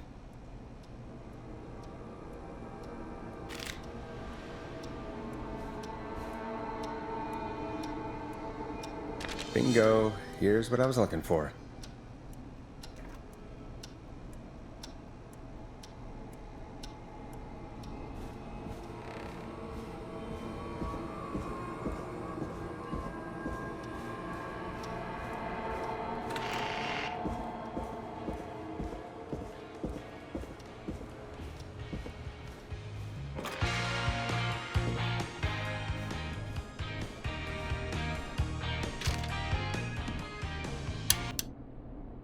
Any luck? For Eugene, yes. For Barbara, no. Brad canceled the date. So Barbara left her tickets and a map for the maze behind. Ugh, Barbara can do better than... Never mind. Let's save the kid. Eugene called while you were away. He's on line 1. Welcome back to 189.16, The Scream. I hope you lovers like that track. And I hope we can help our lover in the maze. Eugene, you're back on air. I'm lost, Forrest. I just ran and I don't know where I am. I'm at a crossroad, facing a tractor statue. There are hay bales painted gold on my right. Go left.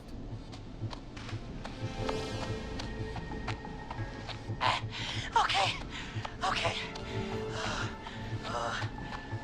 I went left, then tried a right. I have a pig statue in front of me, and a creepy rocking horse on my left. Go backwards. Oh, God. Why didn't I just invite her over? I'm at a crossroads. There's a pitchfork statue up ahead. Which way? Go left. Oh, this wasn't how tonight was meant to go. I just wanted some love. And there's a tiny barn in front of me and a scarecrow behind me. Nothing to my sides. Go right.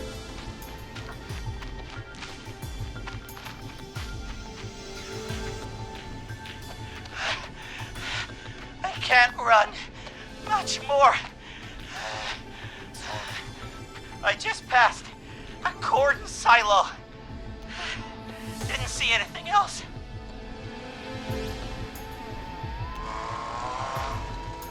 Please.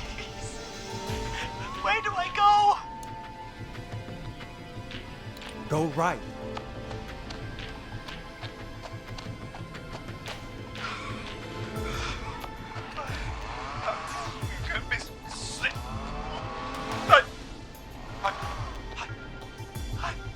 I'm out. And my bike's still here. Oh, thank you, Forrest. I love you, Molly! That was tense. I think I held my breath the whole time. I think it went pretty well, all told. I think you're right. By the way, why do you think Molly missed their date? Do you think she's okay? Unfortunately for Eugene, I think she probably never left home.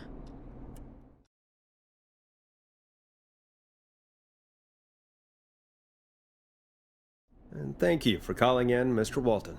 We'll make sure to add the town librarian to our list of suspicious Clives. Remember, report a Clive to stay alive. Next caller is up, Forrest, so take it away. Caller, you're through to Forrest Nash on 189.16, The Scream. Hey, wonderful show tonight, Forrest. Well, that's kind of you to say. Thank you. What's your name, caller? You can call me Dawn. Could you play my tune, Forrest? Your tune. Sure. Long Ride Home. That old song. Sure. We got it. I think I played it the other day. Thanks. It'll be good to hear it again. All right, folks. Coming up is that old classic. Forrest, I don't think you're gonna find that song. What do you mean? I played it a few nights ago. I know, but, we don't have it anymore. What are you talking about? I threw it away. You threw it in the trash? No, I threw it out the window earlier today. And why did you throw it out the window earlier today? Brad was annoying me all afternoon. He played it on repeat because he knows I don't like it. So I grabbed it and threw it right out of one of the office windows. Not my finest hour, but I can only take so much. All right. So, what do we do instead then? Let's just play a different song. We've got more important things to think about anyway. Gotcha. Okay, folks. Here comes some unrequested music. Sorry about that, Dawn. Maybe try again tomorrow night. Sorry.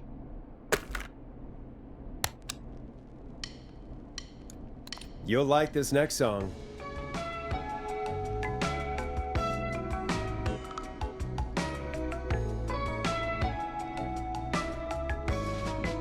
Of all the songs to request, why'd it have to be that one? Gee, Peggy, what did the barn finds ever do to you? Wrote that song, for one. It gets real old when you're forced to listen to it on repeat for years. Why couldn't they just request Roddy? Oh, Forrest, scrap the song. We have another caller. Sorry to cut the music short, folks. Callers take priority tonight. Welcome to 189.16, The Scream. This is Forrest Nat. Forrest? Oh, thank God. It's me again. Murphy. Talk to me, Murphy. What's wrong? Oh, the killer got me, man. Why did I ever trust a guy named Master Robin? That's not important right now. Just tell me what happened. Goddamn piece of... He came to the gallows waste disposal plant. Beat on me, man. Carried me inside and locked me in a dumpster. I got a flashlight, but... Oh, goddamn. I smell smoke. I think he started a fire. Hold on, Murphy. We'll call for help right now. You gotta hurry, man. I need someone here now or I'm gonna die. Peggy, get the fire department on the line. On it. All right. Now just... Come on, pick up. Hi. Yes, I'd like to report a fire over at the Gallows Waste Disposal Plant. It's an emergency. What do you mean it's not operational? Why is there no backup vehicle?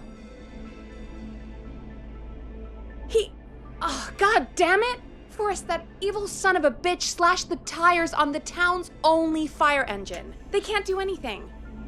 But I have a few friends who live nearby. Maybe one of them can save Murphy. Where do they live? My friend Alex lives on the corner of Haddonfield and Romero Street, and Catherine lives on the west end of Myers Lane. And there's Jericho on the east end of Myers Lane. But he's old. Really old. Okay, I'll check the map, see who would be best to do this.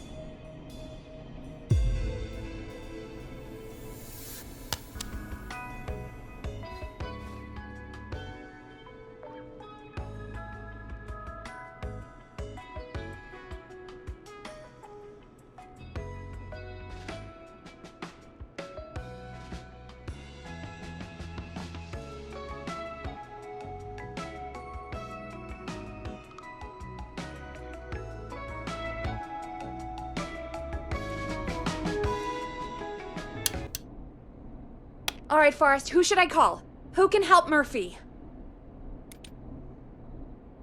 Call Catherine. All right, give me a second.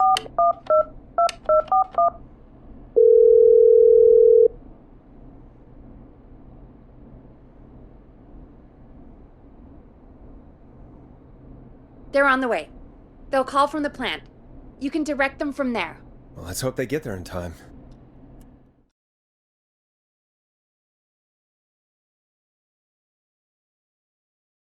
Call coming in. It's Catherine. She and Murphy are now both on the line. Hello, Catherine, are you there? What's happening at the plant? The whole damn thing is up in smoke. God damn it. I'm going in. Oh, my reception is terrible in here. God, my eyes sting. Murphy, can you see anything at all? Yeah, I got a little flashlight. Looks like old cans, bottles, and newspaper. What does it say on the newspaper? It's the Henderson headline. What was that? My reception is terrible in here. Please, Forrest, tell me where to go. Go to recycling. Recycling. Got it. Come on, Catherine.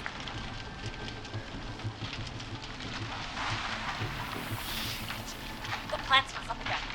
I can go shredding or crushing. Which way? Murphy, do you know what part of the plant you're in? I'm in a dumpster, man. What do you want from me? Do you hear anything, Murphy? I hear my heart about to pound out of my chest. Put the receiver up to the lid. Put it up.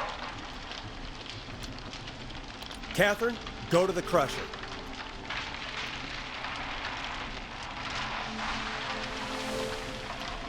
Okay,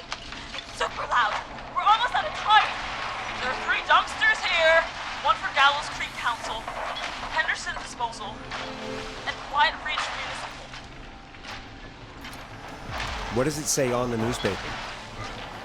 It's the Henderson headline. Nash? We have no time. Which dumpster? Open the Henderson container.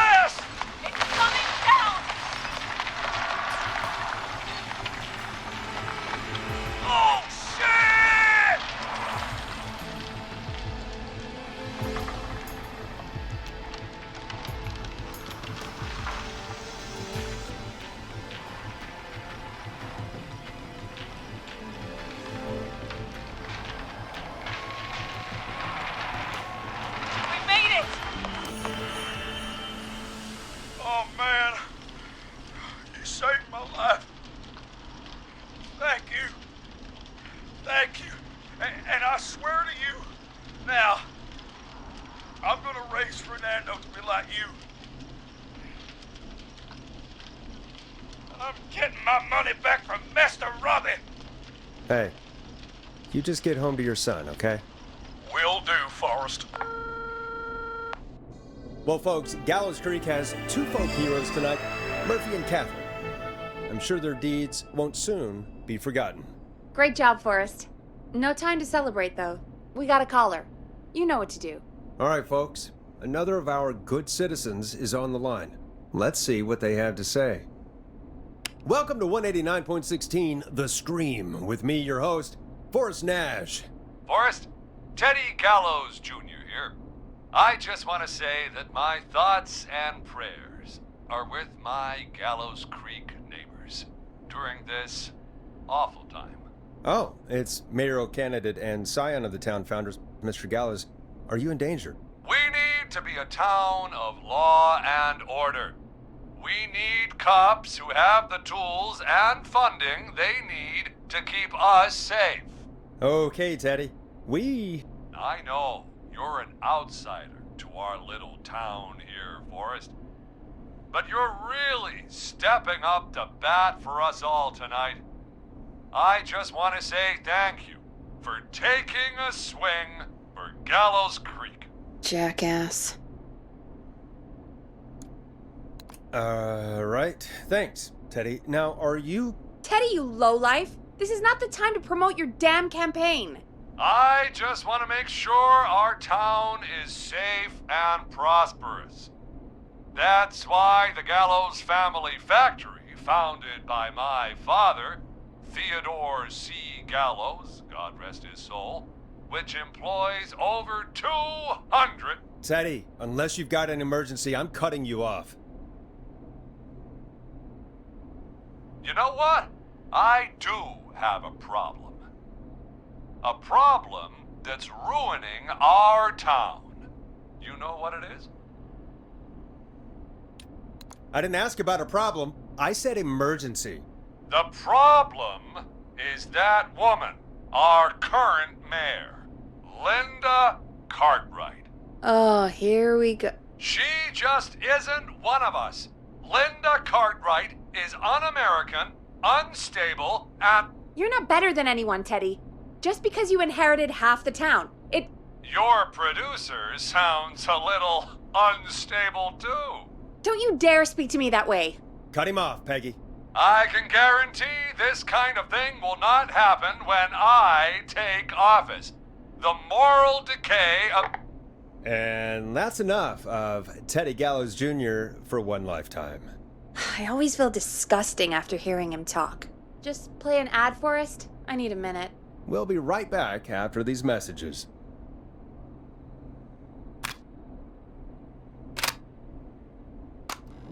Teddy Gallows Jr. is a family man, a devout Christian, and a proud patriot. Teddy Gallows Jr. is Gallows Creek. Like his father and all his fathers before him, Teddy Gallows Jr. has worked hard to create jobs, improve infrastructure, and make Gallows Creek a good place to raise a family.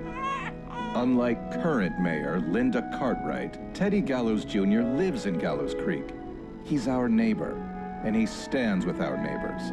Like Sheriff Matthews, who, after years of keeping the peace, Mayor Cartwright is trying to force into early retirement.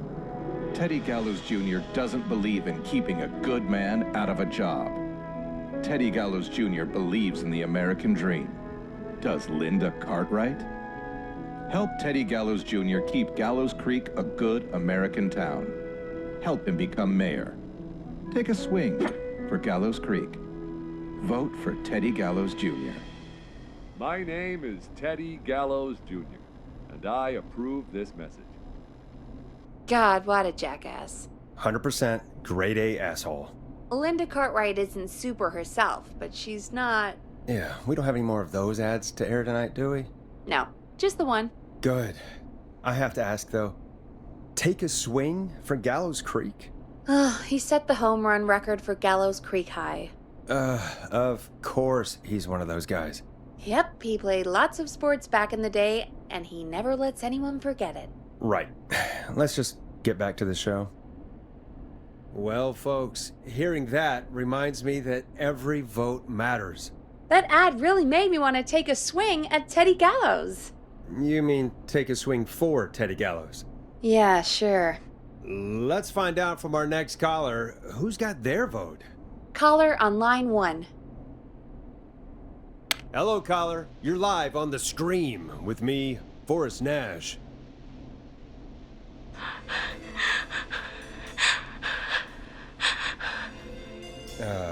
Hello, caller. Who is this? I need the police. I'm Forrest Nash. I'm standing in for 911 tonight. What's wrong? There's a guy hunting me and my friends. I think he's killed some of them already. That's him. He's just outside. I can see him from up here. God damn it. She's just a kid. Where are you? Are you somewhere safe? Oh my god. Oh my god. Stay with me, kid. Focus. I can't do this. Yes, you can. Focus. Tell me, what's your name?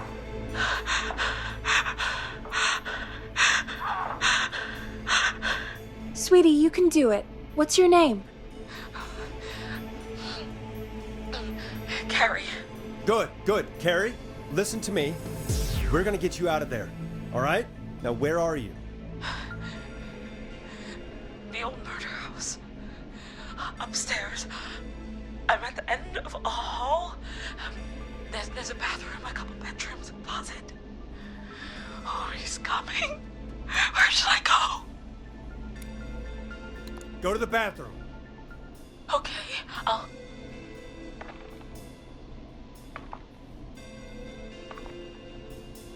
He's here. He's here. He's gonna kill me.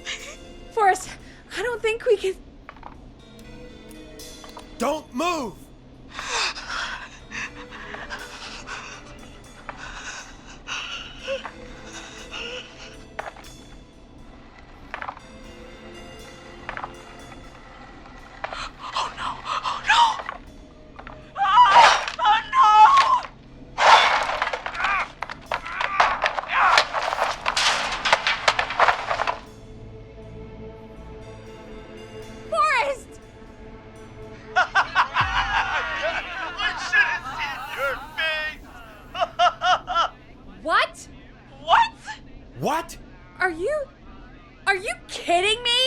Okay, what the hell is going on here?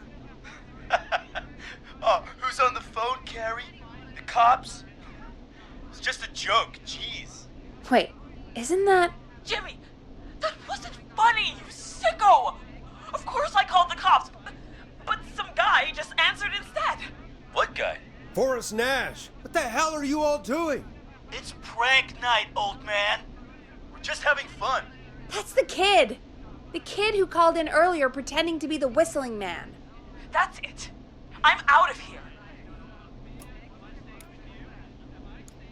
Jimmy, everyone, it's really not safe to be out. Please, go home. And waste whistling night?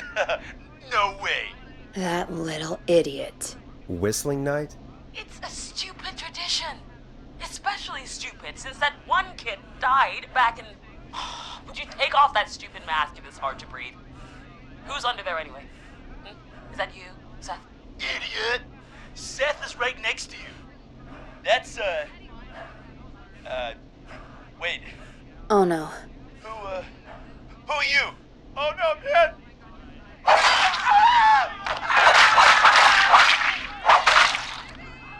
Everyone, get inside! Everyone, run! You two, barricade the door. Scott, Heather, you barricade the back. As long as he's out there and we're in here, we're safe, right? You bought time, but not much. Forrest, we have to... Heather, I already called the cops. Forrest picked up. He's the best we're gonna get. Who is with you, Carrie? My friend, we drove out to the old murder house and... Oh, of course! The van! Who's got the keys? Jimmy had them. Jimmy. Oh.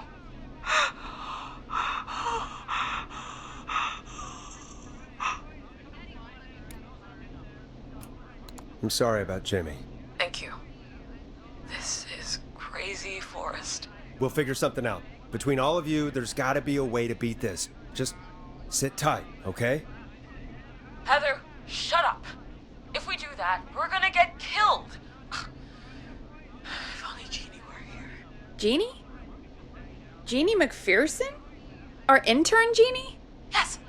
She's my best friend and the smartest one out of all of us. She stayed in tonight. Forrest, listen. We'll see what we can come up with, and, What? Scott, you're not any good at... And... No, Chad. Out of all of us, you're not the one to... Everything okay? No. We're figuring out a plan, but everyone's volunteering to do things they're just bad at. I think we can figure out what to do, but I don't think we can agree on who should do what. I think you'll have to be the tiebreaker, or else these idiots are gonna get us killed. But Shut up, you... Forrest, I'll call you back. But I don't know anything about your friends. Ugh, these damn kids never learn. They're just dumb kids. Ugh, they do this kind of thing every year, Forrest. People get hurt. All right, folks. We're gonna work out a way to save Carrie and her friends. This next one goes out to all the trapped kids out there.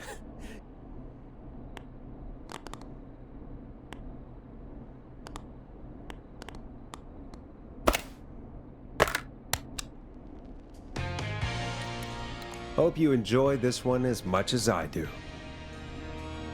Peggy, you mentioned something about their friend working here? An intern? Yeah, Jeannie.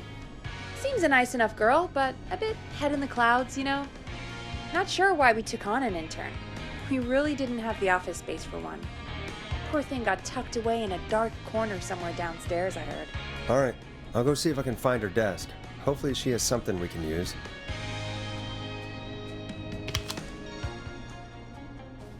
Peggy said her desk is downstairs.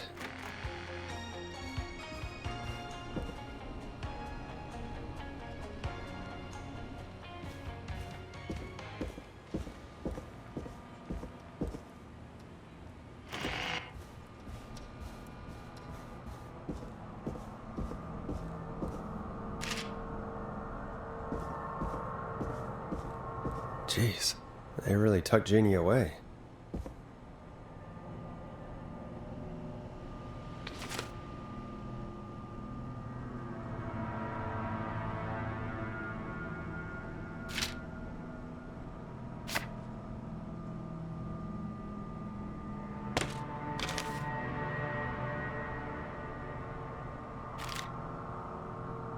Friendship quiz.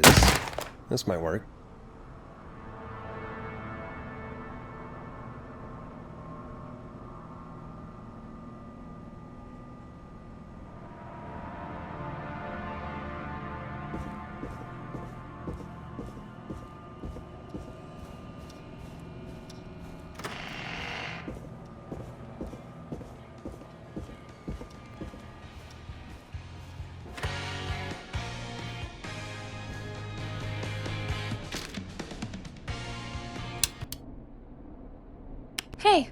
You find anything that'll help us out? Yeah, I found a friendship quiz with all these kids on it. If you think that'll help, then good enough. Carrie's on line 1, whenever you're ready. This is Forrest Nash, back again with an unlucky caller on this unlucky night. Carrie, are you there? Yes, we've got a plan, but we can't agree on who should do what. You want me to be the tiebreaker? Exactly. I'm ready. What's the first step? Okay, first things first, we'll need a spotter. Someone who can keep an eye on the killer. We'll need someone on the roof. It's gonna be a hard climb. We're deciding between Heather, Kyle, and Hot David. Heather's got this. Yes, Heather, he picked you. Now please, stop talking about all your cheerleading trophies. Part 2, the Whistling Man padlocked the gate back to the road. Before we drive out of here, we need someone to pick the lock. Seth, Jennifer, and Scott all want to do it. Jennifer. Jesus, Jennifer, you carry a bump key? Why didn't you say so earlier? Anyway, that brings us to part 3, getting the van keys. I'll volunteer for this. I don't know Jimmy as well as you guys, so it'll probably be easier that way. Then is part 4. This is a very detailed plan. I'm impressed. Yeah, it's weirdly easier to think when you're about to die. You're doing great. What's the next part? Part 4, we need someone to lead the Whistling Man away. We need a fast runner. For this one, we're trying to decide between... Who was it again? Hot David, Cynthia, and Scott. Hot David. Yeah, you, do spend a lot of time running shirtless. You got this, Hot David. Sweet. Okay, let's recap. We get the eyes on the roof. A runner distracts the killer while we grab the van keys and pick the lock on the gate. Now the tricky part. The getaway. Ooh, what's the plan there? Well, we can't all outrun the Whistling. But he thinks we're just a bunch of stupid teens. So, let's use that against him. Part 5. We trick the killer into a trap. Someone can pretend to be injured. Who would make the most believable bait? Who you got? We got Lisa, Tammy, and Cynthia. Lisa. Whoa. You're right, Lisa. Having to smile at rude customers is perfect practice. That should take care of the killer. And then it's time to get out of here. Finally, part 6. We need someone who can drive us through the woods and back to Gallows Creek alive. Who's our getaway driver? Should it be... Who have we got? Chad, Scott, Cynthia, whatever. Forrest, you know what to do. Chad. Oh, perfect. Your go-karting experience will be great, Chad. Thanks, Forrest. We'll just take a few seconds for ourselves, and then it's go time. Sounds good. Talk to you in a sec. Good luck, Carrie. That actually sounded like a pretty good plan. I hope you're right. Yeah, let's hope.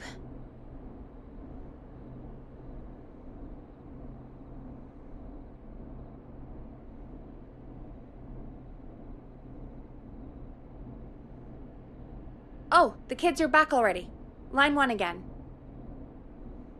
If you're just tuning in, we're coming to you live with a bunch of teens about to flee a madman. Listener discretion is advised. Are you ready, Carrie? We're good to go, Forrest. Don't die, okay? You got this. Here we go, everyone. Spotter, to the roof. Go, Heather. She's off and away. All right, runner. Get ready. Wait for the spotter's signal. Spotter says go.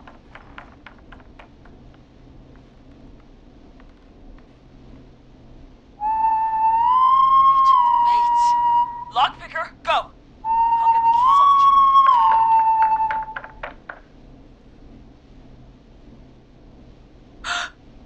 Oh, Jimmy.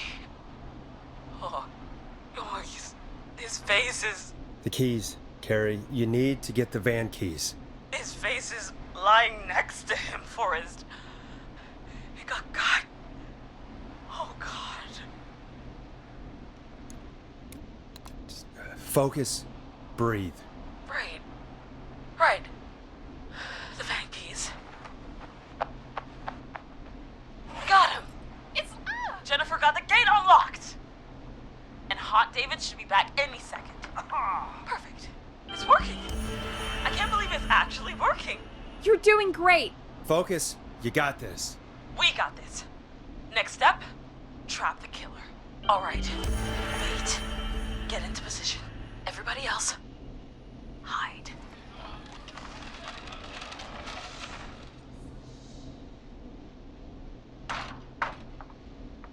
Okay, performer. Now, act like your life depends on it. Oh. There he is. He's buying it.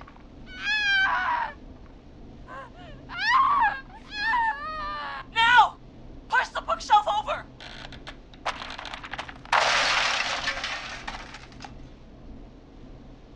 Oh my god! He went through the floor!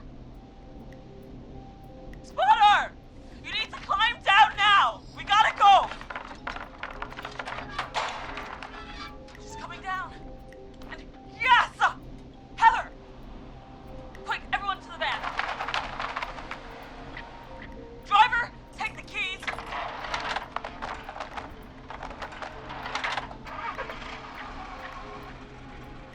The damn gate swung shut.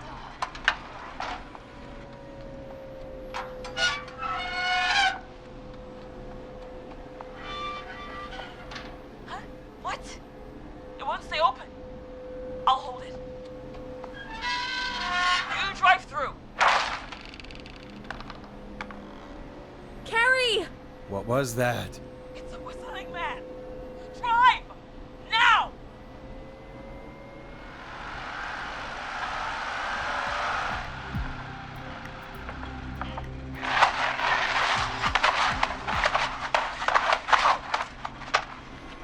Let me go! Just go! Just drive! Oh my god. Please, no! No!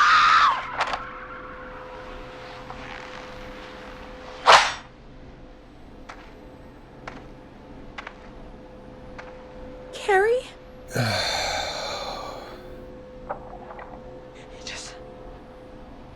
He just stared at me. Carrie! Carrie? Just stared at me and walked into the woods. I don't understand. Thank God you're okay. Can you get somewhere safe? I can make it home. Thank you both for helping. If you hadn't, It was your plan, Carrie, and it was a great plan. Don't forget Jeannie. Her friendship quiz saved the day. told you she was the best. I need to get home. Breathe, Carrie. You're okay now. I'll call you when I'm somewhere safe. Talk to you then.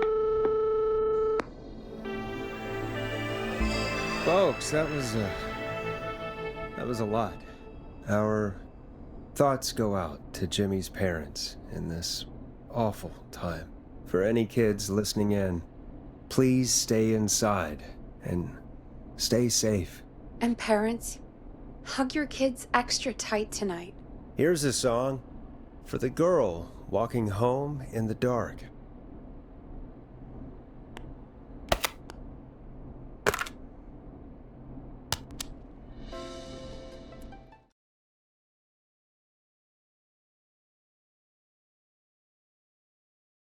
Hey, we had a call come in.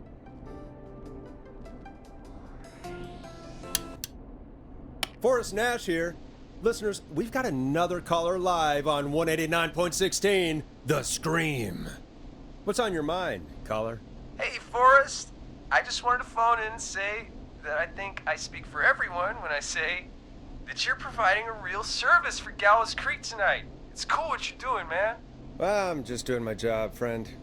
Anyway, tell me about yourself. What's your name? Are you keeping safe tonight? Yeah, man, I'm good, thanks. I'm at my roller rink, trying to get everything ready for the Harvest Festival tomorrow. I had a guy from Starling Security here earlier installing the Starling 4000 system, so I'm a little behind. As for my name, my friends call me Roller Ricky, and I now consider you a friend, my man. We're friends now, huh? Well, that's kind of you to say. Thanks. Yeah, man. Sounds like roller skating is more than just a job to you. So is this vocational? I wasn't always Roller Ricky. Once upon a time, believe it or not, I used to go by just Ricky. Yeah, back then, things were pretty rough. I used to roll with a bad crowd. Not all bad, but there was this one guy.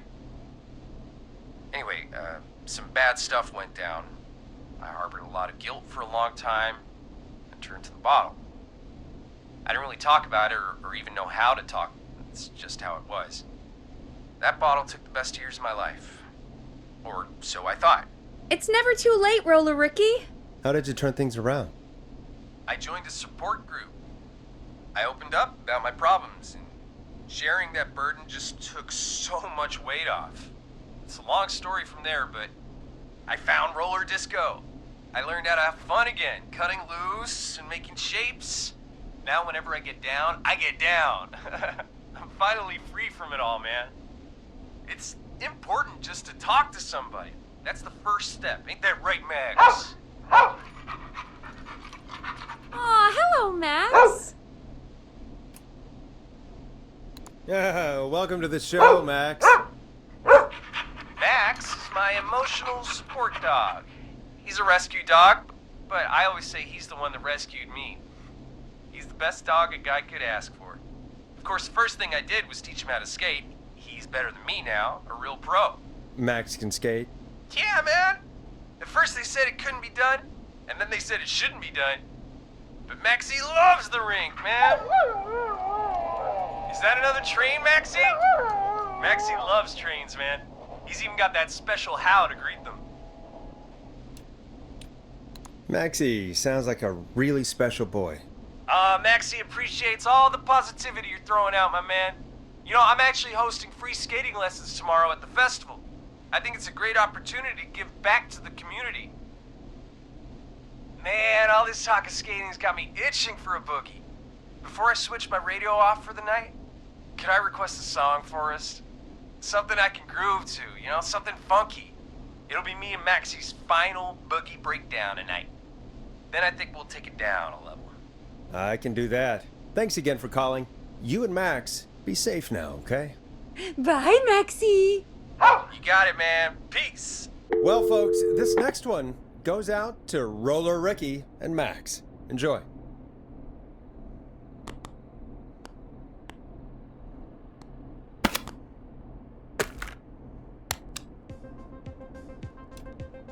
Now it's time to go with The Flow. And this is their hit, Crying for Help. I really needed that call, you know, after everything. Yeah, I get that. He talked a bit much for my taste, but it is inspiring to hear somebody come back from the brink like that. Yeah, that's what I meant. You were thinking about Max on skates, weren't you? Well, would you look at that? Another caller on the line. What are the odds? Better take it. Welcome back to 189.16, The Scream. This is Forrest Nash. How are you tonight, caller? I'm doing okay. I made it home safe. Carrie! Hey, I just wanted to thank you for doing what you could earlier. You know, even though we lost Jimmy, and I don't know. Hey, it's okay. You were so brave earlier. You're safe now. I wanted to ask you why he didn't... Why am I... Why what, Carrie? Why did he spare me? After what he did, why let me go? Maybe he didn't kill you because he saw you as a victim. Maybe. But why would that stop him from killing me too? After everything he did to... These stupid hazing nights have to stop. Carrie, you did so well tonight. Stay safe and rest. Help is coming to Gallows Creek. We just need to hold on. Thanks, Peggy. Hey, Forrest? Could I request a song? Of course, Carrie. What song? any song by Blast Processor. And thank you. This next one goes out to Carrie.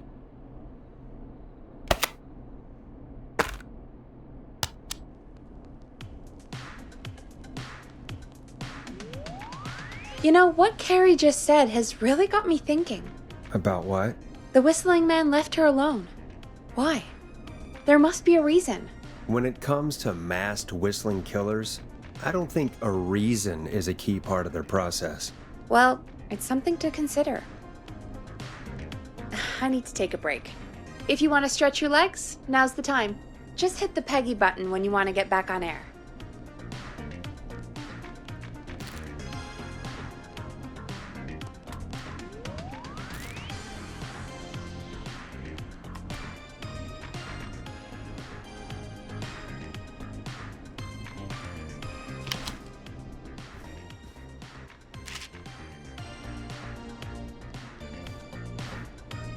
Let's get going, Peggy. Alrighty, we could run another segment or... Scratch that, Forrest. We have a caller. You're through to 189.16, The Scream. What's your emergency? Hello again, Forrest. Oh, that call with the teens was awful. Those poor kids. Still, I'm glad the girl didn't get hurt. Thanks for your concern. Are you in trouble? What's on your mind? I wanted to ask you again to play my song, Forrest. You said you were gonna play it, but you didn't. Your name was Dawn, right? What, Peggy? Yes. Oh, well remembered. My name is Dawn, and I wanted to ask you again to play my tune, Forrest. Long Ride Home? You know, the one that Peggy said she threw outside the window? I'll play a track for you, Don, but maybe pick another one. We don't exactly have that one in rotation right now. No, Forrest. You do have it. It's just outside the window. There's a serial killer on the loose. I can't just go outside hunting for a record. I'm really sorry, Dawn, but we just can't get it right now. But wasn't the whistling man just at the old murder house? That's miles from the station. It won't take you a second to grab it. Call us back tomorrow when this is all over, Don, and I'll gladly play it for you then. No, that won't do. Don't worry. I think I can bring you around. Forrest? Peggy, I'm calling with more than a request. I know something. I think I know who's gonna be next. What? Are you serious? Play my song, Forrest, and you'll find out. Well, folks, here's some music for you while I think things over.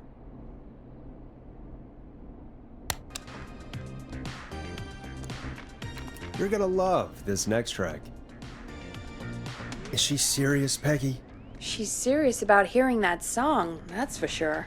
Peggy, I mean, is she serious about... I don't know, Forrest, but we don't really have a choice, do we? If she's telling the truth... All right, I'll do it. You're a good man, Forrest. I'll slide you the key to the fire door. Wait. Our fire door has to be unlocked? Yeah, you know, I never thought about it, but yeah. We should talk to Reggie about that later. Anyway, I'll hold the fort down while you're out. Maybe I'll even get a caller. That could be exciting. 189.16, The Scream. With me, Peggy.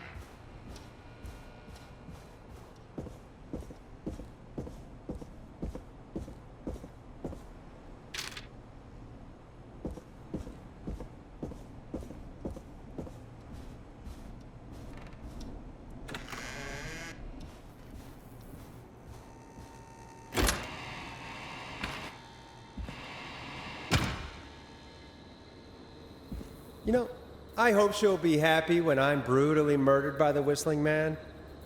Out here, in the open, alone.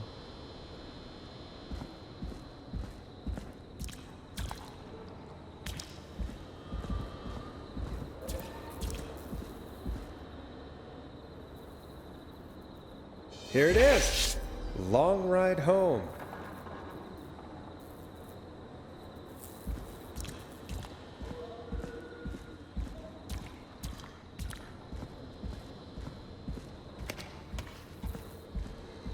Of course, it locks behind me. And of course the key doesn't work on this side. Fantastic. Maybe there's another way back in through the basement. A door, elevator, or something.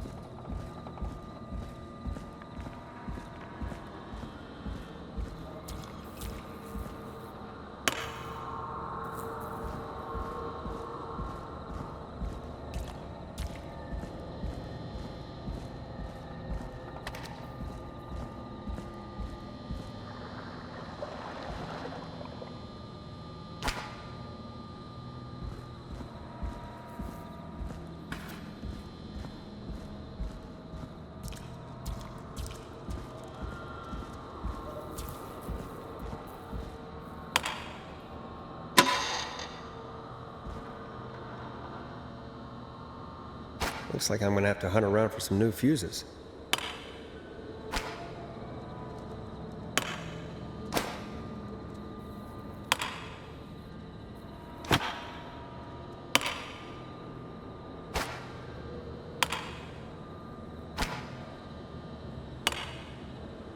Bingo!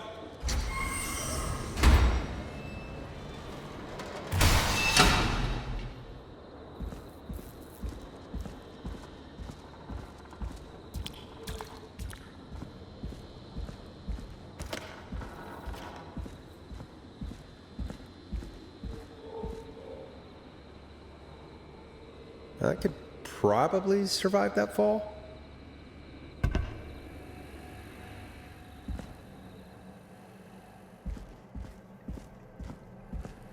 Looks like the janitor's closet. What did Peggy say his name was? Clive?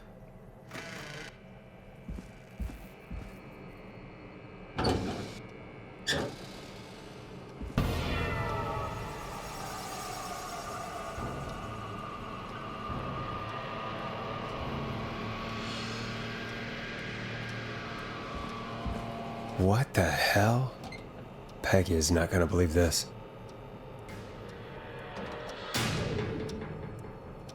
Huh, there's a key. I'll just take that. Might be important.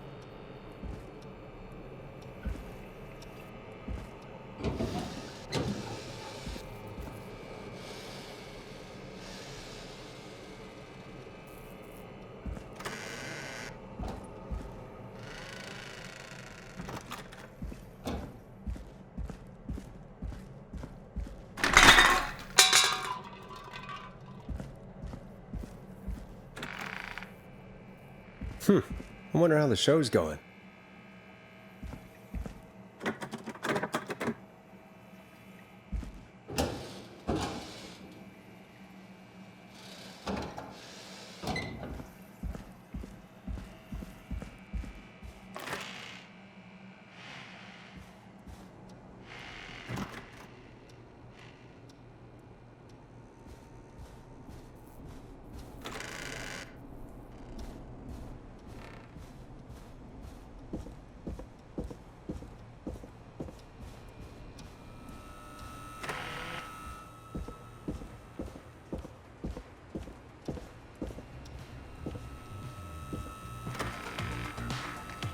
Isn't that such a good song, folks? And now for... Jesus, Forrest, you've been gone for ages. I thought something had happened. Something did happen. Clive, the janitor, might be Clive, the murderer. What? Let's start from the beginning. The fire door locked behind you.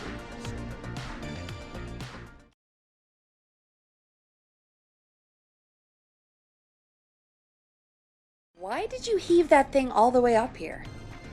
Because the basement's creepy as hell, and I don't like standing around down there.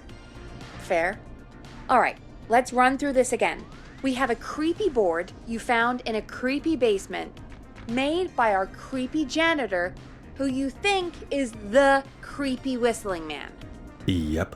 And on the creepy board are the names Chuck Brody, Kim Walker, Rebecca Allen, and Aunt Williams. Correct. And you think one of these people will be the whistling man's, Clive's, next target. That's right. And we've got to find them. You said there are 4 locations listed there too? The hospital, the power station, the gas station, and the trailer park. Clive must think the target is at one of those locations. Forrest, you're gonna have to figure out if any of the potential targets are at one of these locations tonight. Hit the button if you need any help.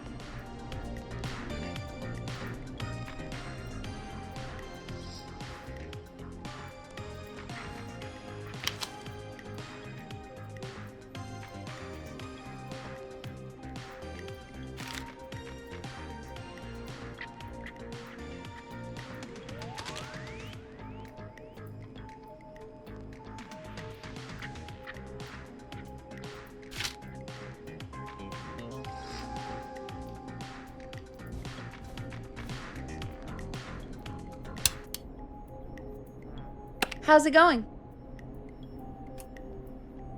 I'm ready, Peggy. Are you sure? We've only got one shot at this. I'm sure. Let's do this. Okay, name first. Who do you think the target is? Chuck Brody. And where will I find them?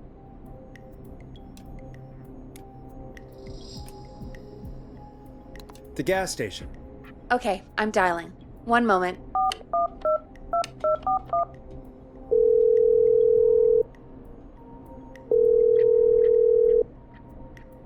Hello? Chuck Brody! Listen, I know this sounds crazy, but we have reason to believe the Whistling Man is coming for you. You need to get yourself and everyone else out right now. The Whistling Man? Who the hell are you? Who is this? This is Forrest Nash. Listen, the Whistling Man's back. We found a list with your name on it, and... Oh, God. It's today. The year I finally let myself forget. Forget? Forget what? Forget. No, man. I gotta get out of here.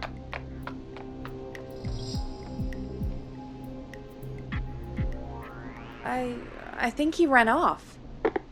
Well, fingers crossed that Chuck... Jesus! It sounds like something blew up! He's using bombs now? Is Chuck? I don't know. Hang on, we're getting a call. Hello? Chuck? Chuck! Forrest, the whole goddamn gas station's gone up. Is anyone hurt? I don't think so. I got everyone to follow me out. The town's only ambulance was blown to hell, though. Yeah, damn it, that fireball threw me. I've got to get to the hospital. I'm not feeling great. Forrest, man, I can't thank you enough, but... Damn, I gotta go. Wait, Damn it. We lost him. What was that about today? Oh, Forrest, the call board is lighting up. Get us into some music while I deal with this. Careful with this next track, listeners. It's dynamite. Forrest!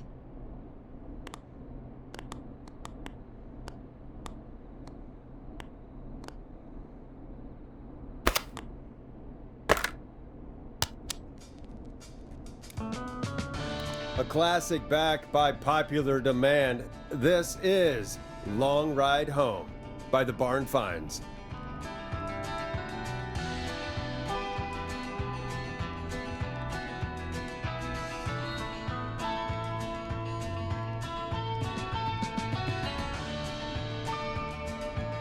There's gotta be more in the basement to show us who Clive is targeting. And if that's the case, we can get ahead of him. Stop the killings before they can happen. Forrest, we need to go back down. By we, you mean me, right? Yep. Like I said, I need to handle all these calls. Maybe start with that creepy mannequin room you mentioned before. I still have a lot of questions about those, by the way. Me too.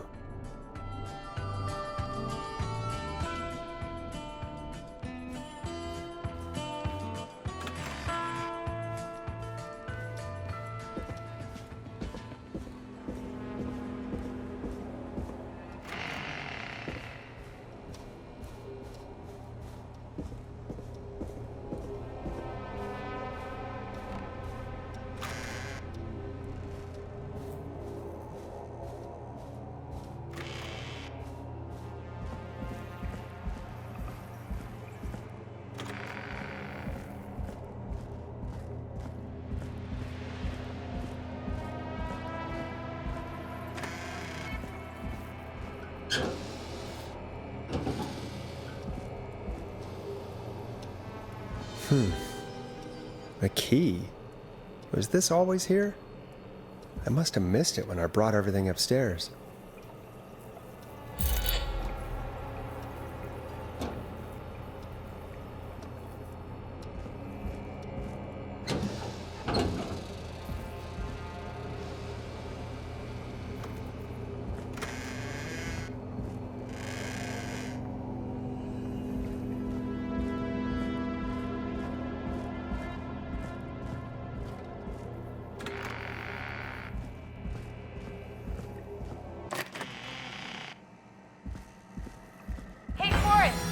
Peggy, give me some warning before yelling down the intercom.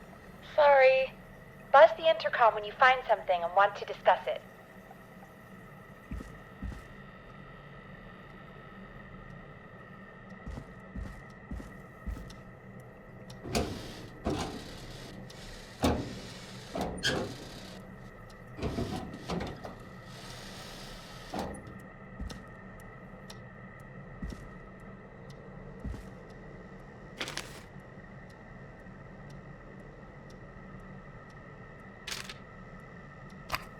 Peggy, I've found a tape and a map down here. A map of what? Looks like it might be to somewhere in this storage area. Weird. Well, maybe the tape will give us more information. Give it a play.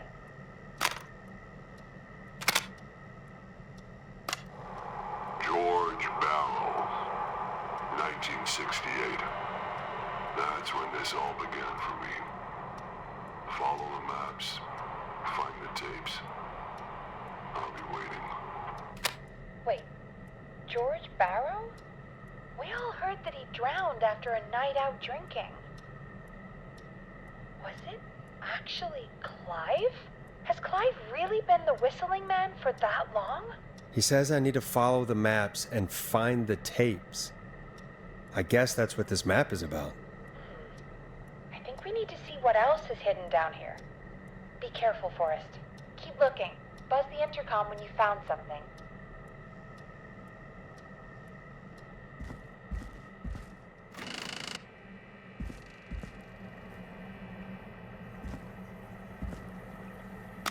Time of autopsy is 7 a.m. cause of death is asphyxiation from drowning. The degree of rigor mortis indicates that the subject has been deceased for 5 hours. That puts the time of death...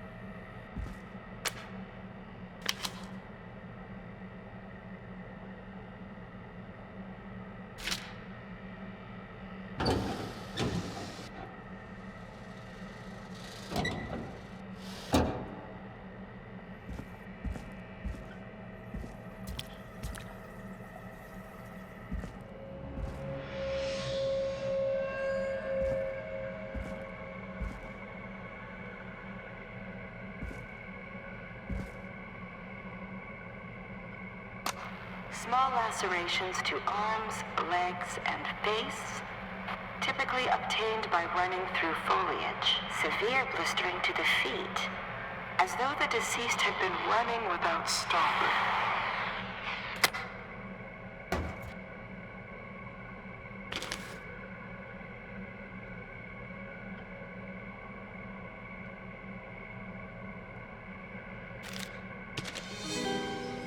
This looks useful.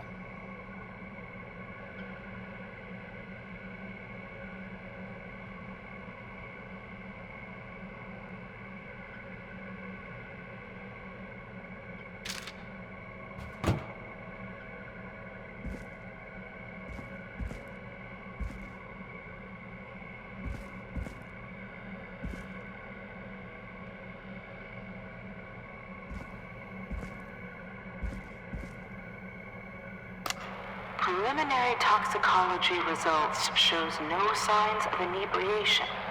However, a high amount of cortisol was found, indicating elevated levels of stress in the immediate moments before death.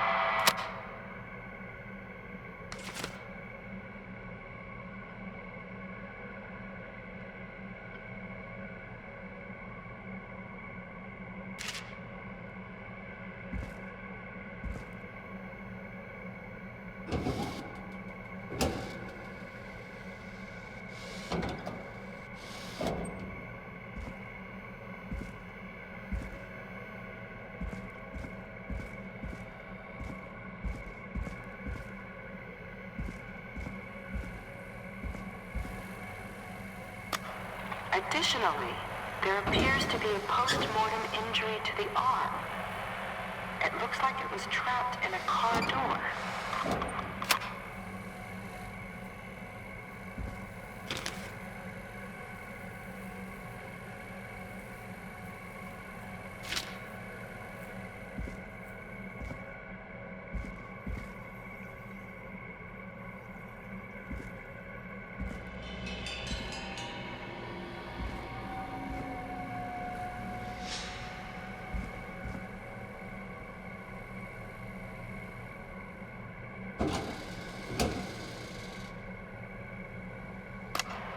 It is the coroner's opinion that the subject likely feared for his life and was chased, resulting in a fall from a height into a body of water, where he hit his head, was knocked out, and drowned. Following that, he was moved. Dr. Sullivan, we need to have a talk. That recording. Shut it off.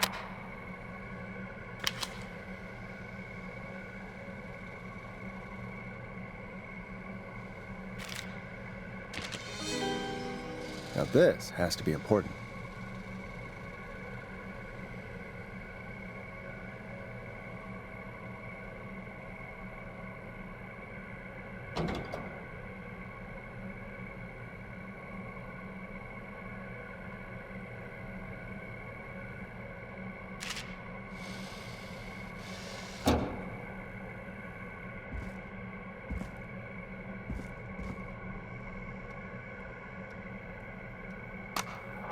If you're listening to this, then I'm probably dead.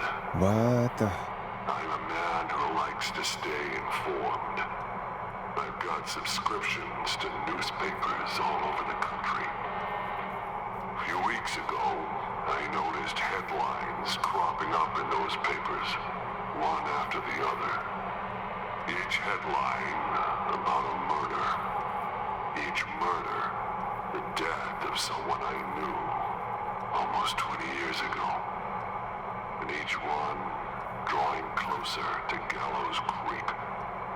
Drawing closer to the anniversary. None of us are innocent, but I don't think we deserve killing. All I hope now is that I can save some folk from the worst, and I can, I don't know, do something to make up for what I did back then, I guess. I didn't kill anyone, mind you, but that's past mattering. Now, there's more I could say than I should say, but my employer made it clear that my family would pay a high price if I ever spoke out. So, hopefully I've said enough for you, listener, whoever the hell you are, to start putting the truth together. What the hell? Peggy is not gonna believe this.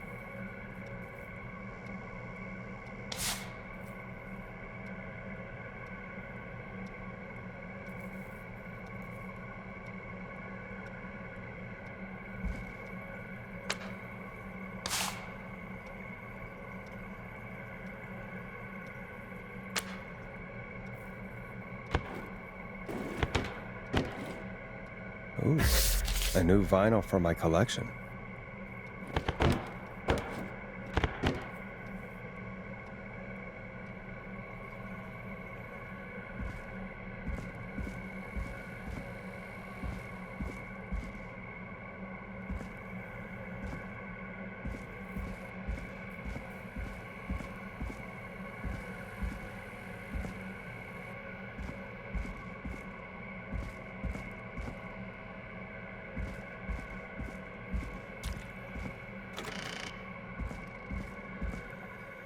What have you found, Forrest?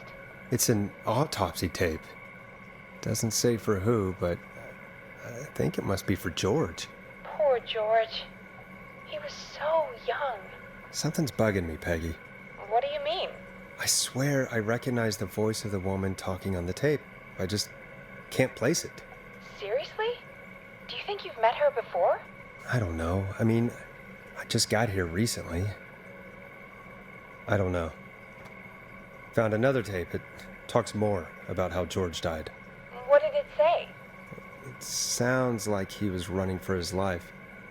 Sprinting through trees and bushes, getting cut up all over. What would drive someone to do that? I'm not sure yet. There's also a tape about a toxicology report. There were no signs of drinking or that he was on anything. What? But everyone said he went swimming drunk and drowned. It was in the newspaper and everything. I found a written autopsy report. What does it say? According to that, it's just like you said at the start. George drowned after getting drunk. Said he liked to fight, too. But that contradicts the tape. I know. And I think I know why. There's a note with the report that says, "I'm sorry I made you do this, Virginia." If it was on the autopsy report, then Virginia must be our coroner. Wait, the caller from earlier, when we had to call the takeout restaurants, wasn't her name Virginia? We need to call her back once we finish down here. It looks like she might know something about what's going on. I found a tape that introduces a new detail to the story. Post-mortem injury. Apparently, his arm got caught in a car door. A car door? Yeah, after he died. How do you suppose they can tell? How can they tell? I'm a radio producer, not a coroner. The written report I found doesn't mention it at all. How did his arm get trapped in a car door after he died? Unless he got it when the police collected his body? I guess someone else must have moved him. After he was dead, to where he was eventually found. But the report, what is going on here? I found a police report. Mentions a friend from earlier, Sandra Sharp. Sandra? The jazz runner? That's right. She found George's body washed up at the reservoir. The reservoir? Yeah? What's strange about that? George got cuts from running through foliage, right? But there's no forest around there. Also, how did it wash up at the reservoir? What do you mean? Reservoirs don't have tides. But that's what the police report said. It's not possible, though. I did a school project on reservoirs and got an A. But, yeah, not important right now. The important thing is that it doesn't make sense. What are you suggesting, then? That the body was originally found somewhere other than what the report suggests? That the sheriff tried to cover it up, but accidentally let something slip? Something like that. I think. Well, Sheriff Matthews wrote the report. If he hadn't been eviscerated, we could have asked him. True. But Sandra is still alive? Once we're done down here, we should give her a call. In another tape, the coroner comes to the same conclusion as I did. George was running from something. Maybe an animal? Maybe, but then there's this next bit, where the coroner thinks he was moved post-death. So she agrees with us. At the end of the tape, someone burst in and demanded Virginia stop recording. I think it was Clive. This is starting to make sense now. This is a conspiracy to cover up what happened to George. I think I found Clive's last recording. I think Clive might be gone. Gone? I found a confession. Not for any killings, but for playing a part in covering up George's death. He left this behind in case he died. He hoped someone would find it. Do you think the whistling man already got him? Possibly. We've had a lot of callers tonight, but maybe not every victim made it to the phone, you know? We don't know how many there really are. Christ, Forrest, that's dark. I know, but Clive said he had read about other murders in other towns, and that the murders were all folks who knew about the incident. And the killings were getting closer to Gallows Creek. He said he wanted to do something good for once. The board in his office. He wasn't tracking people down to kill them. He was tracking them down to save them. Why didn't he just come out with all of this? He said his employer threatened his family if he spoke out about any of it. His employer? The one who orchestrated the cover-up? Oh, Clive. I'm sorry for thinking you'd killed all those people. Do you think you found everything? I think so. Forrest, what's going on here? Someone wanted that boy's death to seem like an accident. And they hired Clive to make it look that way. Come back upstairs when you're ready. We need to figure out our next step.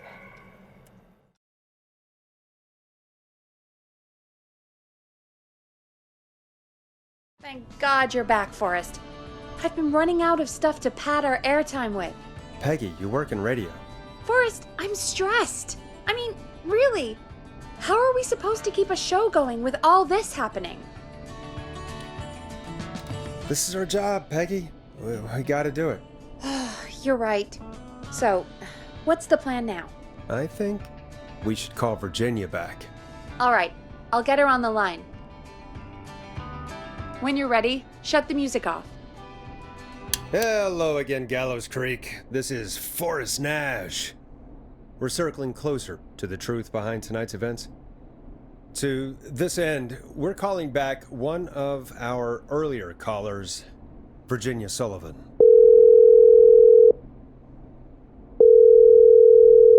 Fretman Plunker here? Who's this? Is it you? Goose? Plunker, hey, it's the Radio Man, Forrest Nash. Radio Man? What's up? Solving mysteries, saving lives. The huge. Right on. Plunker, what are you doing at Virginia's house? She asked if we could could stay to keep an eye out for that whistling turd. So we're hanging out, bro. Well, that's big of you, Plunker. No, it's nothing. Can I speak to Virginia? Sure thing, Radio Man. I'll just go get her. Who is this? Hey, Virginia, it's Forrest. I'm glad you're still okay. Oh, Forrest. Sorry, I'm still jumpy. Don't be sorry. You've been through a lot. I'm so sorry this happened to you, Virginia. I thought I was. I thought... Easy. We're not calling to talk about earlier. We're calling because we think you can help us understand why this is happening tonight. Me? What would I know? Does the name Clive mean anything to you? Clive? No. I don't know that name. What are you asking about this for? You mentioned that name earlier when you called us the first time. I don't know what I said then. I was petrified, Forrest. Clive's the janitor at our station, and we know you spoke to him in the past. Forrest, please. You don't know what you're doing. He'll come for me. Virginia, it's okay. Clive won't be coming after you.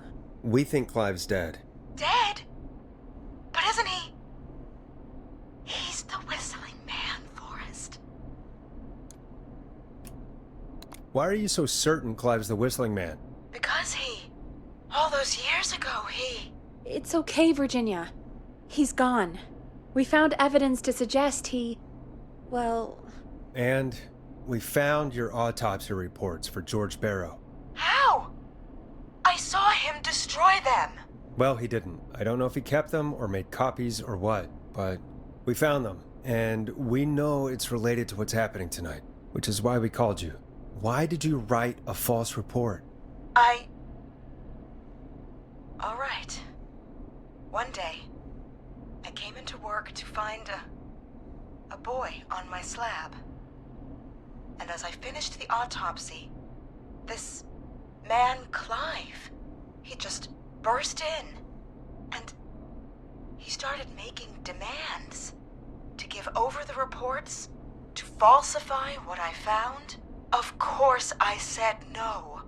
But, well, when someone wants to make you do something, they can use the carrot or the stick. For me, he used both. You see, my sister is sick. She has a chronic condition that's never going away. It's expensive to treat, and it was getting to where I couldn't afford it. And Clive promised me that his employer would pay for my sister's treatment if I did what he said, and that if I ever spoke about this, he'd beat me to within an inch of my life.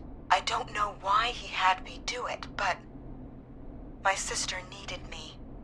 You have to understand, she needed me. We understand. Thank you, Virginia. That was brave. God, I just want this nightmare to end. This will help end it, Virginia. Thank you. Stay safe, Virginia.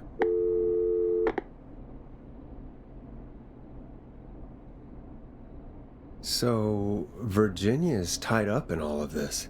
Clive threatened her to keep quiet about George's death. But for who? Why cover up these details? Well, we know Sandra was involved in George's death. Do you want to call her? I do. Alright, but before we go asking questions, I think we should know what we want to ask. Is that fair? Yeah, we need to ask her about finding the body. She was the one who discovered it, but something just doesn't add up. 100%. She knows more than she's saying. I wonder what she's hiding. We'll hopefully find out soon. Anyway, just be careful when you're talking to her. Don't push too hard. We don't want her to hang up. I'll be careful. Alright, calling her now. Hopefully she's at her jazz studio.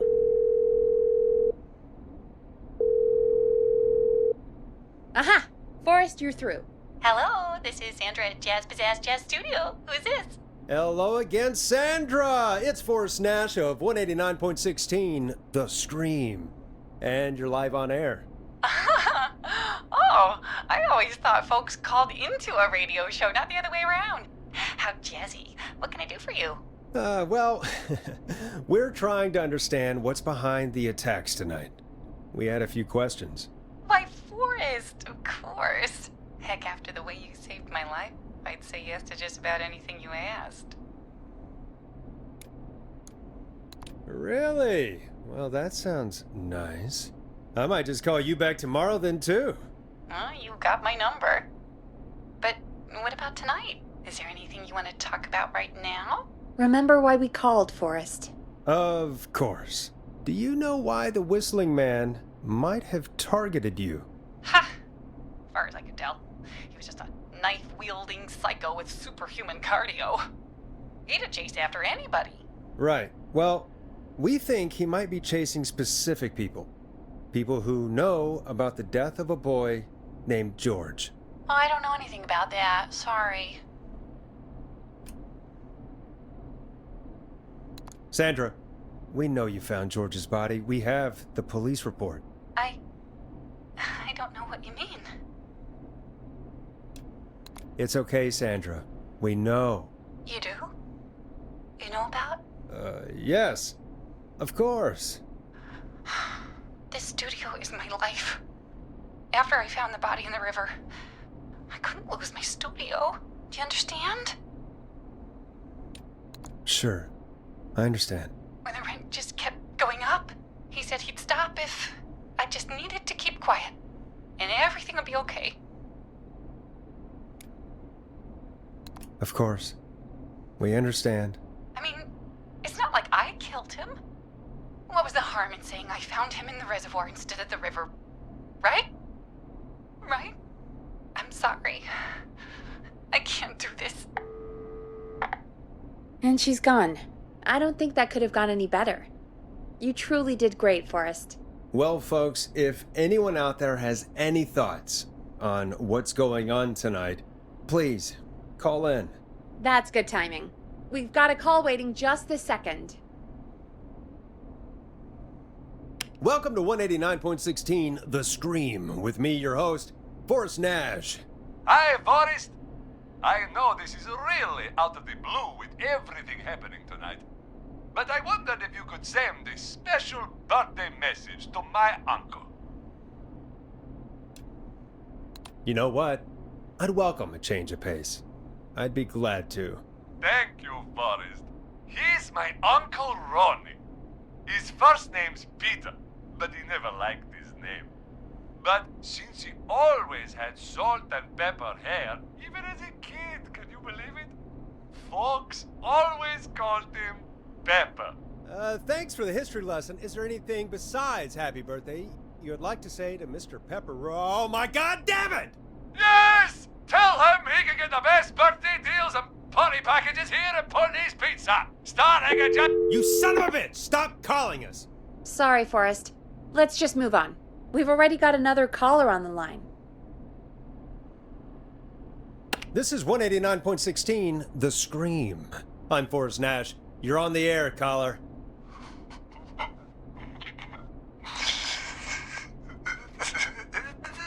Caller.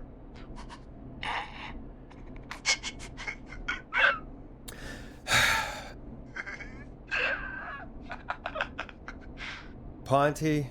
Ponty's Pizza always delivers. Come rain or sleet or whistling man, we'll be there.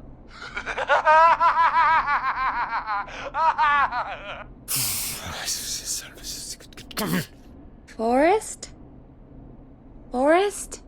Are you okay? Forrest? I hope the Whistling Man gets him with his own pizza slicer. Jesus, Forrest? Sorry. That was too much. It's okay. It's been a high-stress night. Don't worry about him anymore, okay? Not for tonight, anyway. I think he's spent for now. We've got another call, whenever you're ready. Folks, don't spend your money at Pawnee Pizza. That's all I'm gonna say about that. Moving along, I'd like to welcome another caller to 189.16 The Scream with me, Forrest Nash. Who may I say is calling? Well, hello again, Forrest. Don. Don? We played your song, Long Ride Home. Did you hear it? Can you tell us? Never mind that now. First, I'm calling because I need your help. Are you in danger? I sure am. Do you mean... Yes, he's after me now. you? I think so. He must have heard me on the radio helping you. Helping? You didn't exactly help. Maybe I've been helping more than you know. I was out following a lead, trying to work out who would be next, after Chuck. And what happened? And I started to feel like I was being followed. I came back to my apartment building, but this newfangled security system has me locked out. I need you to help me get inside. Can a neighbor let you in? I only moved in last week. I don't know anybody yet. There's not even a buzzer here, only the keypad for the entry code. I need that code to get inside. Which apartment block do you live in? Maybe one of our listeners lives there too. It's the new Woodside apartment building between the town hall and the trailer park. But I doubt any of your listeners live there. I don't have many neighbors. Sounds like a prime piece of real estate. The sound really carries at night. Shit.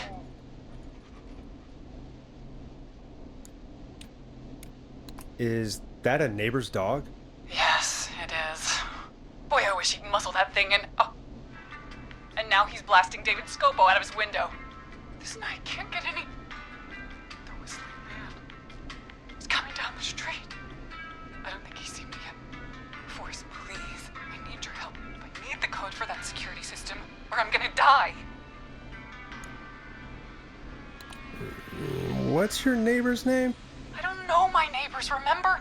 Please, I need to get in. What's the name of the security system?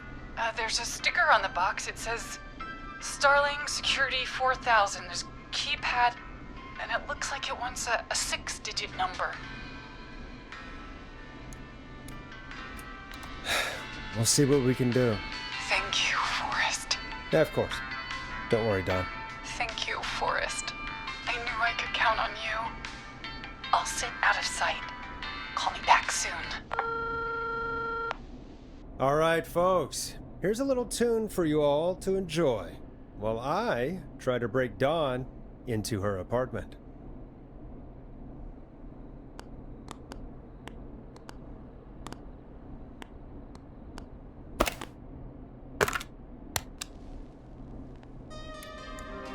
Coming up for your listening pleasure, it's Caged Tiger with their single, One Last Goodbye.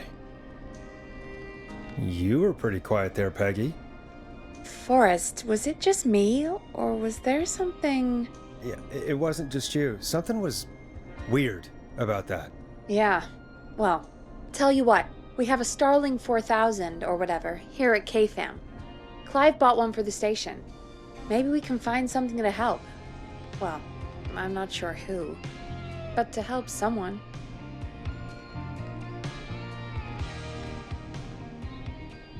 Okay, so she's locked out of the Woodside Apartments, and somewhere, Clive probably has the papers for the Starling 4000.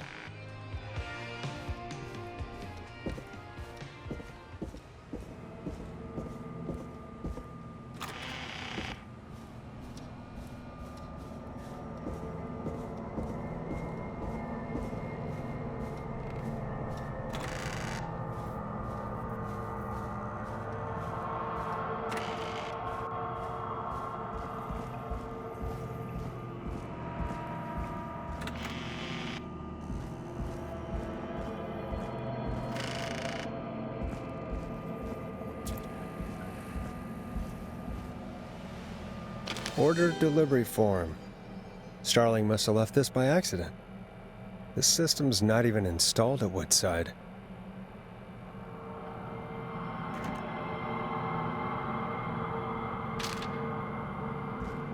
Starling 4000. User manual. Ah, these codes should come in handy.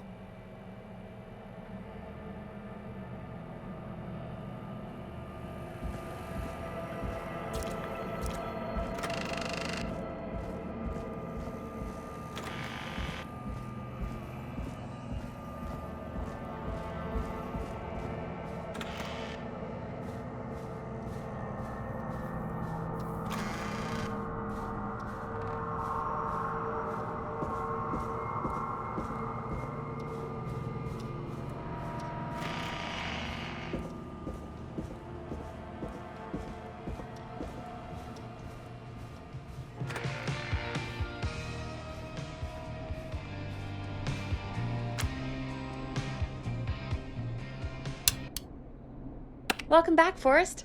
Find anything? The Starling 4000 security manual. It's got a bunch of codes. Good. And did you find anything else? I saw a list of everyone else who bought the Starling 4000. Know who was on there? Oh my god. Roller Ricky! Do you think we should give him a call? Is that crazy? I don't know what you'd say, but... Just put me through to Don. I'll take care of this one way or another. Okay, if you say so. Line 1, whenever you're ready. Don, are you there? This is Forrest Nash from 189.16, The Scream. Oh, thank God you're back. I'm so afraid. What's the code to the gate?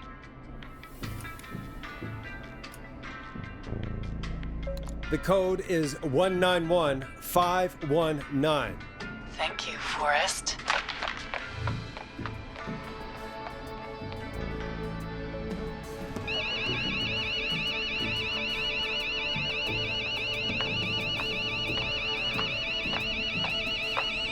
Son of a bitch. Ah!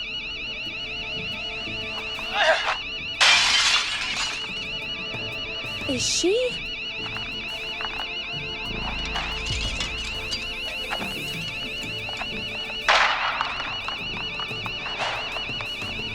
Yeah, stay out! Nobody disrespects the sanctity of the ring. Don't ever come back here again. I'm calling the cops! Thank God. Hello? Is someone there? Ricky, get back inside and turn on the radio. Whoever that was, she was trying to break into the ring. She? Forrest, man, you got no idea. That was him! That was the whistling man! The alarm gave me just enough time to get my rifle. I don't like hurting folk, but I can't let anything happen to Maxy. He's my best friend, you know? Listen, man, I'm heading back inside. Gonna barricade that window. My man, thank you. You and Peggy can skate for free, whenever you want, forever. That's a done deal. Thanks, Ricky. Can't wait. You got it. Talk to you soon. Okay, Gallows Creek, here's some music while we process what just happened. So, the whistling man is a woman? I know. I can't believe it. She called up. You spoke to her multiple times. Yeah, she seemed pretty normal. Why do you think she requested that song? To get me outside? Maybe, but how? She didn't know the song was outside to start with. That's right. She never actually attacked me out there. So? What now? I guess I should make an announcement. We do have new info. Okay, kill the music and you can make the announcement. Okay, you're live in 3, 2... Hey folks, this is Forrest Nash here. I hope you're all safely locked inside. For those of you listening to that last call, you might be wondering what to make of it all. Here's our take. We now believe the killer is actually a woman. One who might manipulate you into letting her in before she attacks you. I'm sad to say, but it's time to trust no one. The killer was calling themselves Dawn. This could be a fake name. If anyone needs help or you have info on the killer, please call in. You folks have my new number, right? It's 911. Hopefully, our next caller can help shed some light on our killer. Hey, we had a call come in. Okay, folks, time to take a call. You're through to Forrest Nash on 189.16, The Scream. Hey, man. Murphy? Damn straight. What's going on, Murphy? You in danger again? Nah, man. I've just been listening to the show here at home. And since you asked folks to call in if they could help out, well, I'm calling. I don't know if I can say as much as other folks have, but I figure I wouldn't be a good role model to Fernando if I didn't try to help, you know? You're a good father, Murphy. Absolutely. Fernando's a lucky kid. Oh, thanks. So, what do you want to know? Well, what can you tell us?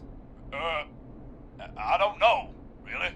All right. Well, do you know anything about the death of George Barrow? Absolutely nothing. Okay. What about the killer herself? Herself? Man, I didn't get my ass kicked by a lady. The man I went toe-to-toe with was a man. You heard the last call, right, Murphy? Yep. So you know it's a woman, and you were trained by a VHS, Murphy. I know, but... Man, how could it have been a woman under that mask? Let's just move on. Do you know anything about the history of the Whistling Man? No, sir. Tonight's the first time I ever heard of him. What? I moved here 3 years ago, man. What do you want from me? Hey, man, no worries. Just thank you for trying. Right. Sorry I couldn't help y'all more, man. Now, if you'd have asked me about gators... Forrest, we have a call coming in. Sorry, Murphy. I think that's all we've got time for right now. All right. I'll catch y'all with the gator talk later. Night. Well, folks, that was a bust. But perhaps our next caller has more they can tell us. Let's find out. This is Forrest Nash, and you're listening. Please help me. My name is Casey Moore. I'm at 25 Nancy Drive.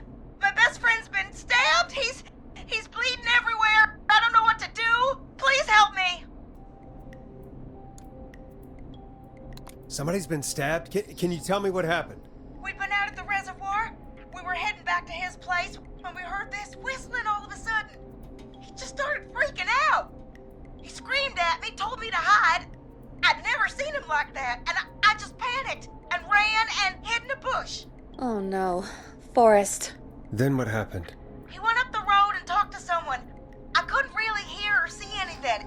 It sounded like he might have known the person, and they just stabbed him. Casey, was his attacker the Whistling Man? The who? They had a mask and wore all black? That's all I know. Please, we need help here.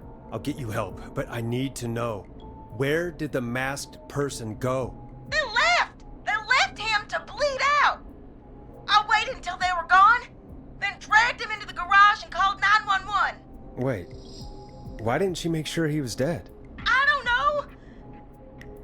I think I heard them say something like, "It's not so funny now, is it?" before they left, but please, he needs to get to the hospital. I can't drive, so we need an ambulance. Forrest, the ambulance was destroyed in the explosion at the gas station. You should get all the info you can. Can you tell us where your friend was stabbed?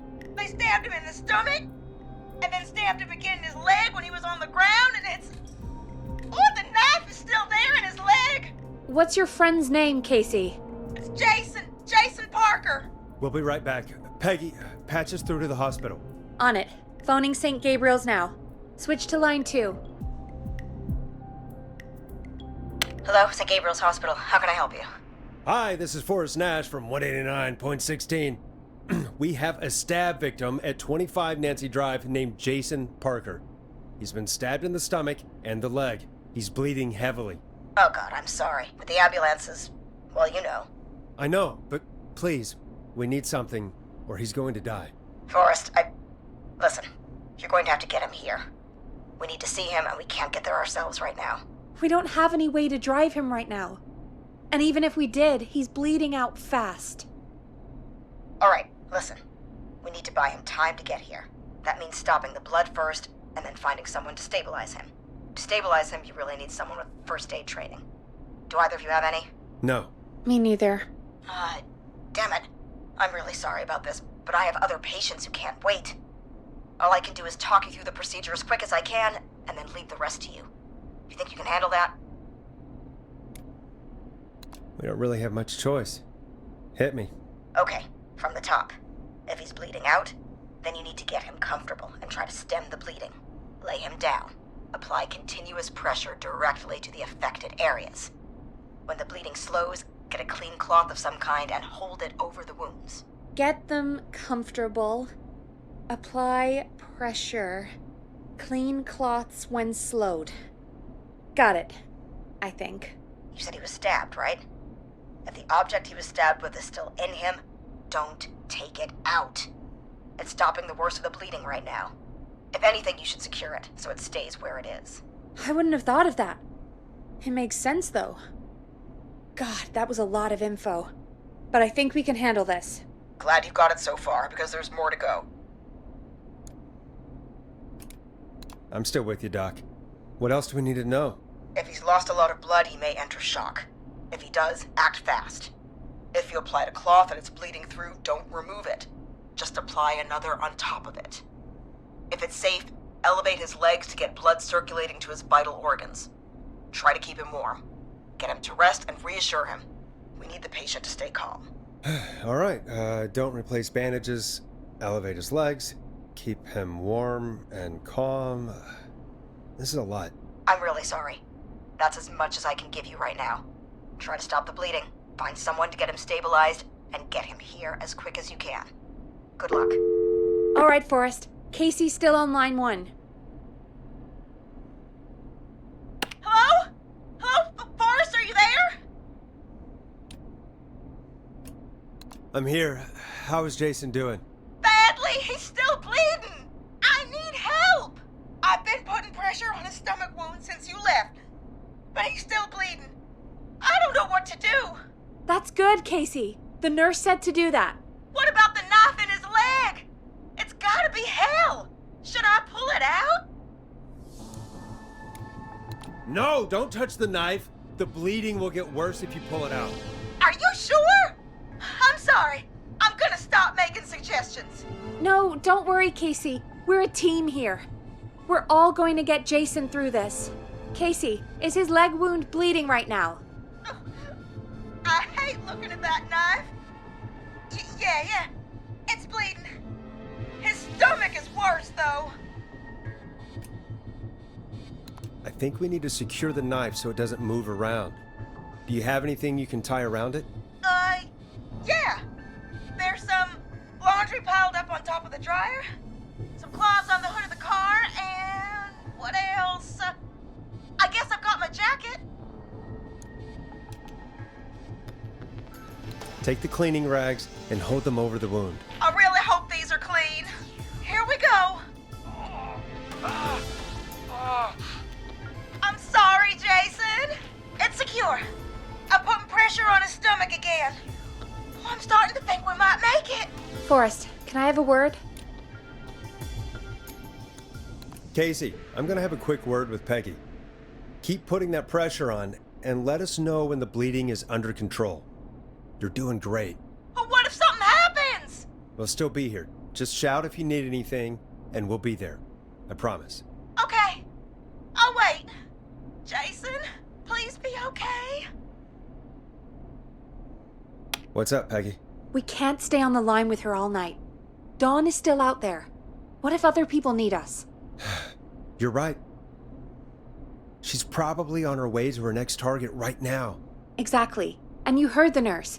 We need someone there with training who can stabilize him. He's got to get to the hospital somehow. Could somebody nearby help them? Maybe drive them to the hospital? You know, that's exactly what I was wondering. Do you have anybody in mind? I might. A little before you started working here, KFAM did a mandatory first aid training course. Me and Karen missed it because we were away on a producer getaway. You skipped it, didn't you? Never mind. So, how does KFAM's first aid course help us? Casey said they're at 25 Nancy Drive, right? Yeah? Why? They put up a bunch of cheap houses around there about 10 years ago. So a bunch of people here at the station live around there. Do you think any of them could help Casey and Jason? Probably, but I don't know who lives there. And since I missed the training day, I don't know who knows first aid. Could you call them and ask? I don't know everybody's numbers. I've only ever called Karen. Everybody's personnel info is probably in Reggie's office. Got it. I'll look through their files in Reggie's office. It's a life or death situation. I'm sure they won't mind. Right. But there are a couple of problems with that. Go on. It's sensitive information, so Reggie probably locked it in his safe. Great. Do you have any idea what the combo for the safe could be? Not a clue. Reggie's a serial note-taker, though. Maybe something in his office will give it away. Right. There is something else. I'm not gonna like this, am I? Have you ever heard, "The future is floppy"? Peggy, what the hell are you talking about? I'm talking about floppy disks. Floppy disks are like these futuristic things that have information on them. You put them in a computer and they do something. Peggy, I know what a floppy disk is. Anyway, Reggie decided that the future is floppy and started phasing out our physical records and replacing them with these floppy disks. I imagine it's the same for our personnel files. That's good to know. Since we haven't heard anything from Casey, I'm guessing Jason's okay for now. I'll check out Reggie's office and see what I can find. You'll need a key for that. I'll just slide it under my door now. Thanks, Peggy. I just have to look around.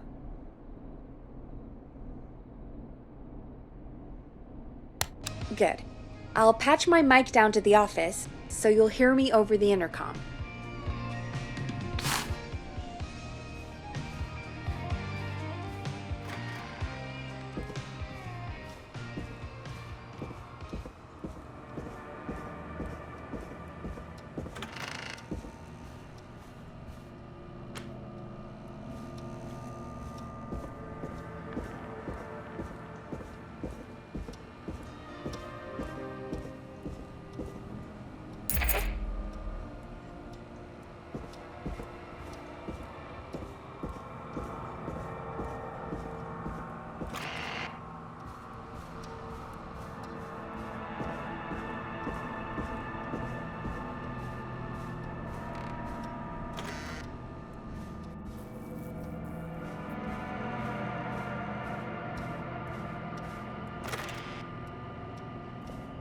Looks like I need a 4-digit code.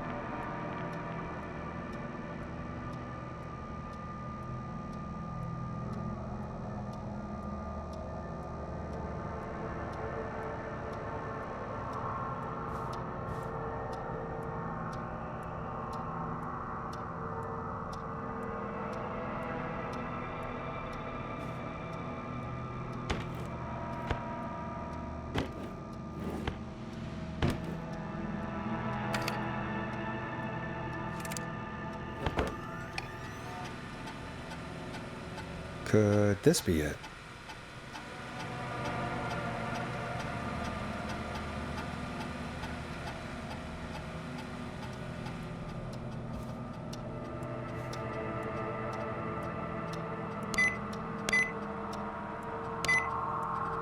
Nice.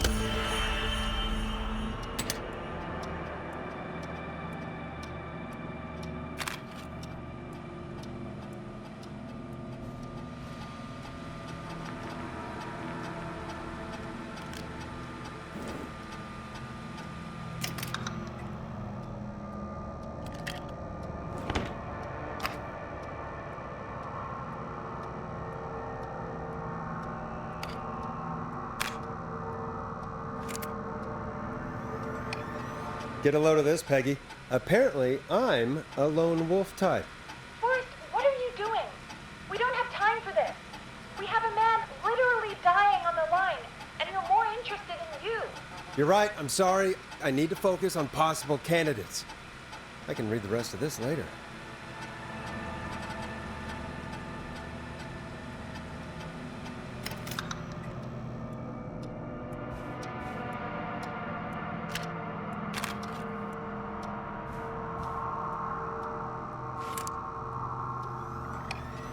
Hey, Peggy. I think Reggie's on to you and Karen. Maybe don't bring those little drink umbrellas into work for a while. What? Why are you reading my file? You need to find someone who can help Casey. We already know I can. Don't waste time. You're right. I'm sorry. I need to focus on possible candidates. I really shouldn't have read both. We're in a hurry.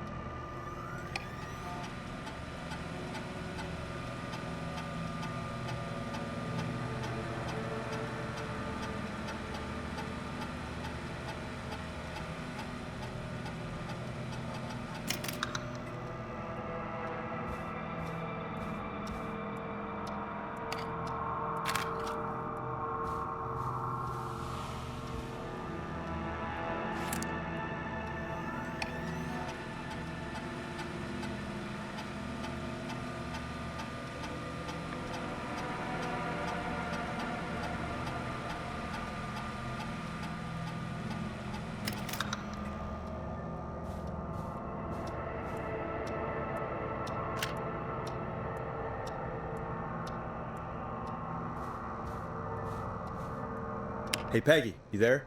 Yeah, I'm here. Did you find what we need? I think I know who our best bet is to help Casey and Jason. All right, good work. Who should I... Hello? Is anybody there? Please pick up. Casey, I'm here. What's wrong? Jason started going pale. I tried to get him to rest, but he just threw up everywhere. What's happening? What do I do? God, it sounds like he's going into shock. Casey, just stay calm. It's going to be okay. But the bleeding seemed to slow down. Did I mess up? Jason, I'm sorry. Casey, calm down. You've done everything right. I need you to listen to me, okay? For Jason. What did the nurse say to do about shock? Casey, I need you to elevate Jason's legs. We need to get the blood flowing to his vital organs. Got it. Jason, stay with me. I'm just gonna move you. This might hurt. Okay. I propped his legs up on some boxes. I'm looking at my notes. We need to get Jason as warm and comfortable as possible. Do you have anything you could use nearby, Casey? Yeah. I still have some laundry next to me. I'll wrap him in some blankets. Just give me a second. Sorry. Jason's bleeding through his bandages. Should I get him new ones? Or... Oh, God. Don't remove the bandage. Apply another one on top of it. Do you still have something you can use? I've used the rest of the laundry to keep him warm, so I'll use my jacket. I can always get a new one. I'll fix his bandage and get him warm. Hold on, please.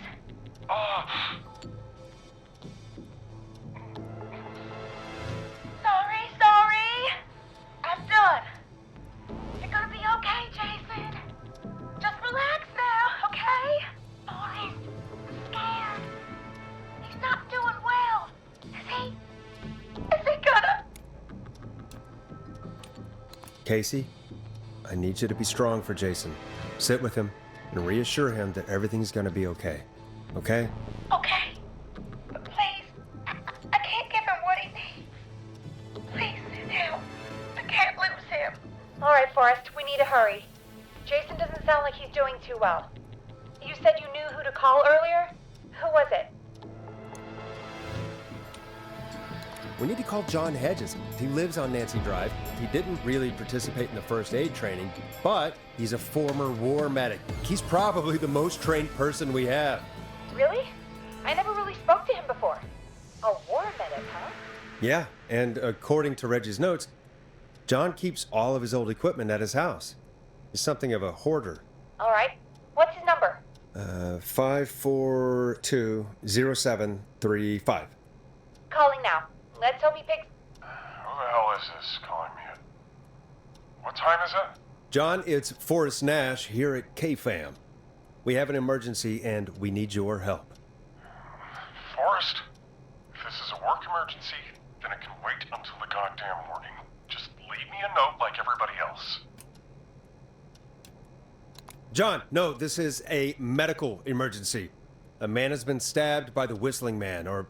Never mind. He's badly hurt, and he's going to die unless we get someone to him now. The Whistling Man? What kind of joke is this? John, we're not kidding. A man is gonna die if we don't help him right now. Seriously? I haven't been called on for over 10 years. Where's the patient? What's his condition? He's at 25 Nancy Drive. I think we got his friend to stem the bleeding, but he's gone into shock. He's passed out right now. You say he was stabbed? Do you know the extent of his injuries? From what we were told, he has 2 major stab wounds. One to the stomach and one to the leg. The knife is still in his leg, and the stomach wound is open. Understood. Let me grab a few supplies and I'll head right over. Damned if he dies on my watch. Thank you, John. We'll let him know you're on your way. Good luck. Hello, Casey. Are you there? How are we doing? Bad. Jason seemed really weak and then just started thrashing. What about now? Is he still thrashing? He's passed out. Please tell me you found someone to help. Casey, help is on the way. My colleague will be there soon. You hear that, Jason? Someone is coming. You're gonna be just fine. Just hold on for me, okay? Just hold on. Come on. Hello, Casey. This is John Hedges. I'm here about Jason. Please let me in. I'm guessing that's Jason there. Casey, I'm gonna need your help. Forrest, Peggy, don't you two worry. We've got this from here. Okay. Forrest, we'll call you back later. I have to go now. Good luck, everyone. God, I hope he's gonna be all right. And with that, the show moves on. We're sending our best wishes to Jason.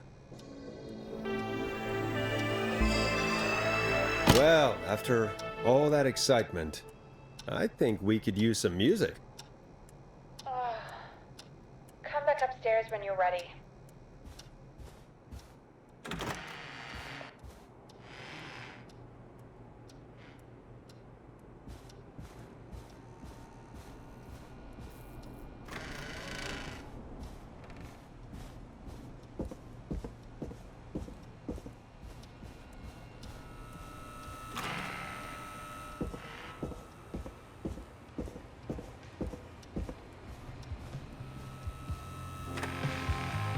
It's getting pretty late.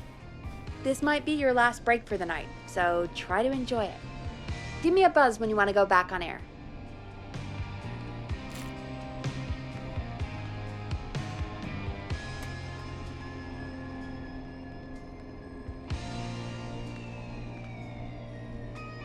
Let's roll. You got it. We've got another call coming through, too. Okay, Forrest, shut the music off. Welcome back to 189.16, The Scream. I believe we have another caller on the line. How are you tonight, caller? Forrest, it's me, Roller Ricky. Oh, and Maxy's here too. Good to hear from you again. How are you both doing? Oh, we're good, man, thanks to you. You're like our guardian angel. That wouldn't be a bad look for you, Forrest. A little White Wing Halo number? Maybe something for the K-Fam Halloween party. All right, everyone, let's calm down. Ricky, I'm just glad we could help you and Maxy. Is there anything else we can help you with, Ricky? Actually, I think I have some info that might help you. Oh? What's that? You see, man, me and Jason know each other. You know each other? Yeah, we went to Gallows High and played on the football team together. He was a gnarly offensive linesman, and I was our star wide receiver. Runner Ricky, they called me. All right, and what does that have to do with tonight? Well, because George, the guy who drowned, he was on our team too. What? You knew George? Yeah, but not long. We had our first team party on the night he drowned. He seemed like such a good dude. Ricky, were you there when George drowned? No, man. Once the party turned, I beat feet out of there. Man, I remember George and his girl there. There was a whole lot of love, man. I could see it, you know? Ricky, listen, this is very important. I need to know everything about her. I didn't really know her before, or see her after that. I never even got her name, man. I just remember he called her Bean. Then what did she look like? Please, tell us anything you remember. I just remember a pretty girl, man. I'm sorry. Ricky, you said the party didn't last long. What happened? We were just having a good time, and then the next thing I knew, everyone was running for their life. I looked up and saw a goddamn whistling man in the trees. And I never ran so fast in my life. I ran straight home. Didn't know about George until next morning at school. I'm guessing it was whistling night, wasn't it? That the whistling man was just another kid. Yeah. I don't know how George died, but I always felt like if anyone deserved to die that night, it should have been me. And Ricky, it wasn't your fault. You're not a bad person. I know that now, man. It took a long time to learn, but yeah, just thought I'd tell you all what I know. Thank you, Ricky. This helps. Thank you. You got it, man. Anyway, I think it's time for me and Maxy to free up your phone lines. Thanks for listening, man. I'll let you to it. Night, Ricky. All right, folks. Looks like we got a new lead in the case. If anyone has any info about this mysterious being, please call in. If she was George's girlfriend back then, she's probably in her mid to late 30s now. Huh. Oh, we have another call coming in, but hang on. What's up, Peggy?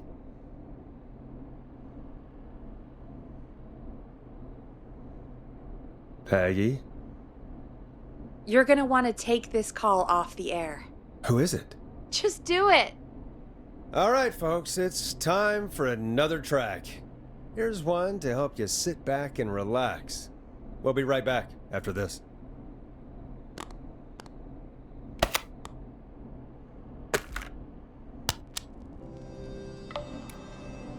I know him.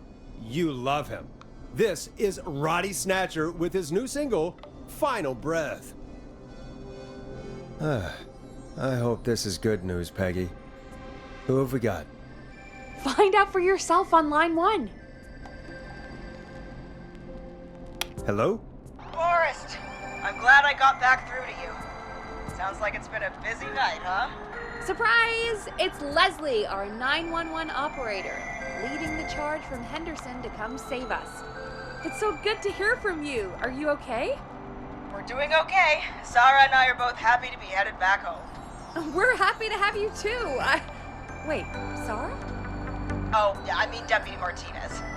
Anyway, we got back into radio range a little while ago. We've been listening in, but haven't been able to get through until now. It's been non-stop since you left. Please tell us you're bringing help. You bet! I'm leading a whole goddamn squad towards Gallows Creek as we speak. Turns out somebody had cut the phone lines. They had no idea what was happening.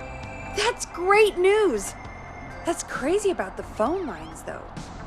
Do you think the Whistling Man cut them? I'm guessing so. I don't know how the Whistling Man did it. But that doesn't matter right now. Listen, we're coming in hot, but we need your help. I know Gallows Creek isn't a big town, but if we don't know where the Whistling Man is, we can't get him. Her.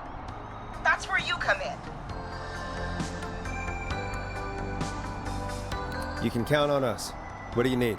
It might be a long shot, but here goes. The Whistling Man already called up a few times. I bet she calls again. We're still a little ways out of town, so if she calls, stall her. Buy as much time as you can for us to get in. And while you're talking to her, try to figure out where she is. We'll be listening in, so once her location is known, we'll head straight there and end this nightmare. I'll do my best. I know you will. Heck, I can see the headlines now. Forrest Nash's interview of a lifetime. Anyway, I'll radio the other cars and tell them the plan is a go. Hopefully the next time I see you, it'll be with our killer behind bars. Take care now. We'll see you soon, Leslie. Oh, thank God. It sounds like this is almost over. We're nearly through this. That's nice to think, Peggy, but I don't reckon Dawn is gonna give up without a fight. She probably won't give up without a fight, no. But neither will we. Now, let's get you back into the arena, champ. Time to turn the music off. Bringing you back live now. Welcome back to The Scream with me, Forrest Nash. The line is lit up, but before I get to our next caller, I just want to say, things are looking up. It's almost over.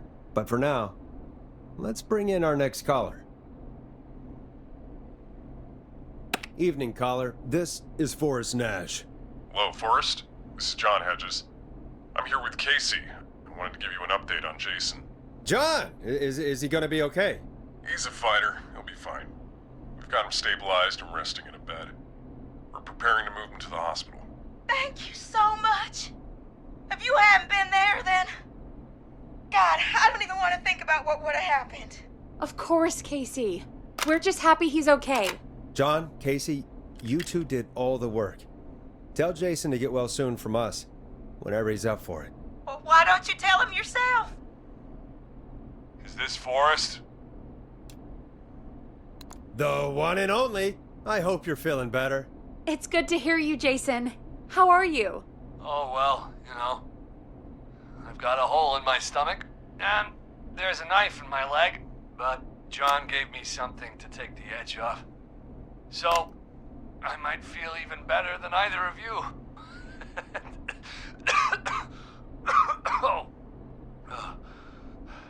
Take it easy until you get to St. Gabriel's. I will. But, before that, I needed to call you. I'm guessing the Whistling Man is still out there? Yep. As far as we know, anyway. I was worried you'd say that. God damn it. Actually, I'm glad you called. I wanted to talk to you about what happened earlier. Go for it. We spoke to Roller Ricky not long after you were attacked. You spoke to Ricky? Is he alright? He is now. I mean, he was attacked earlier, but this call came after. Hey, guys, I'm really sorry, but there's a call on the other line. I just need to make sure we don't have another situation brewing. You fill Jason in on what happened. I'll be right back. Sure, Peggy. Sorry, Jason, where was I? Yep. Ricky's fine. You don't need to worry about him. That's a relief. He told us about George. Sounds like everything's finally coming out now. It's been tough to hold it all in. Sounds like you've been holding back about something awful, Jason. I'm part of the reason my best friend is dead, Forrest. And the few who knew about it said if I ever said anything, I'd find myself in jail. For a long time. It was hell. And then the town just moved on. Like he'd never existed. What happened that night? I went along with the stupid prank, that's what. Whistling night. Some of the guys on the football team had an idea for a way we could haze the newcomers. We decided to plan a party in the woods and have the Whistling Man crash it. It was stupid. We each had a role. I was the stabbed friend. At the party that night, I left the group for a second, met our Whistling Man, pretended to get stabbed in front of everyone. Started an almighty panic. Those screams. That was the last time I saw or heard George alive.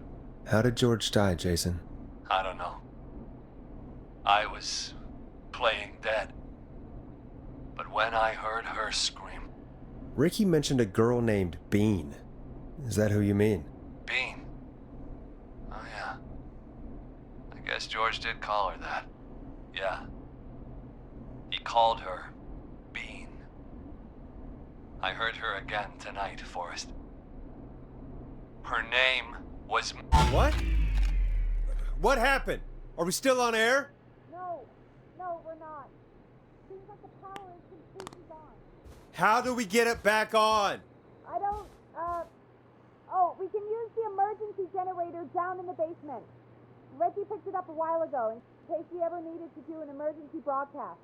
An emergency broadcast? Emergency? You know, nuclear war, alien attack, broadcasting a serial killer's location to the cops so we can end this nightmare. Fair point! It's in the storage area, in the far back corner, up on the wall. You might have spotted it earlier when you were digging around for all those tapes. It'll have a big red button. Just press that. I'll see you when you're back.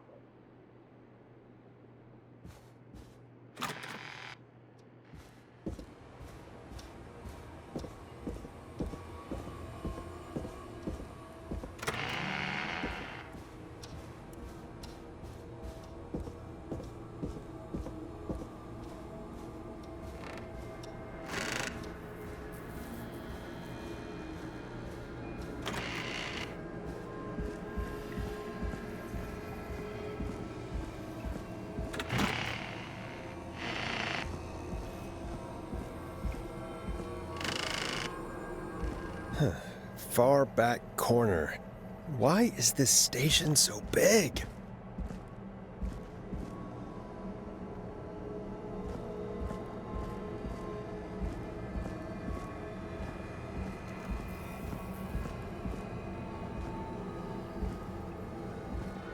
That must be it. Boom! We've got power.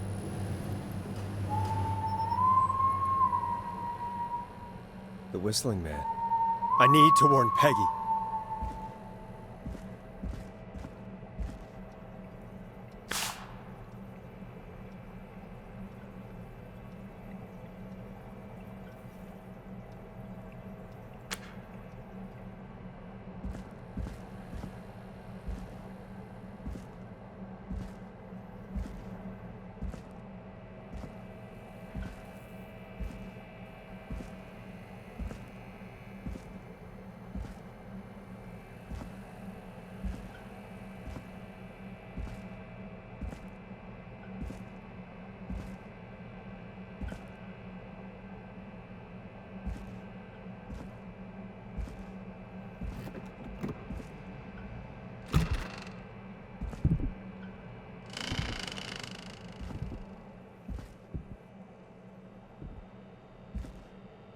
Peggy, are you there?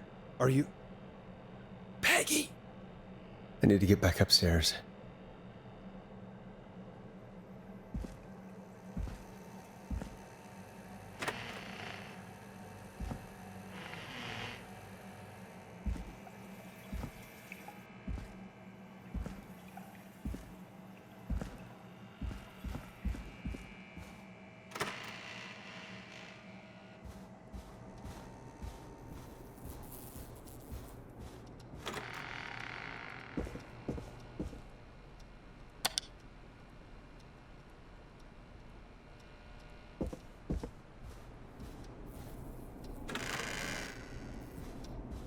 What the hell?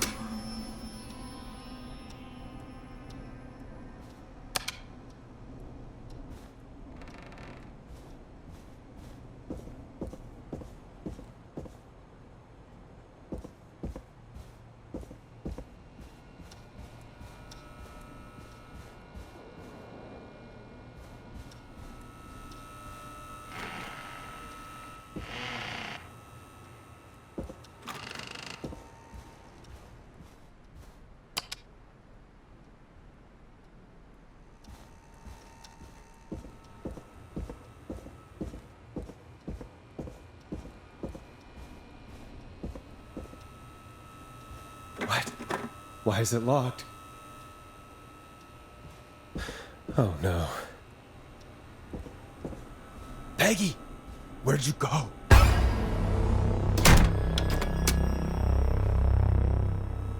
No way. This can't be happening.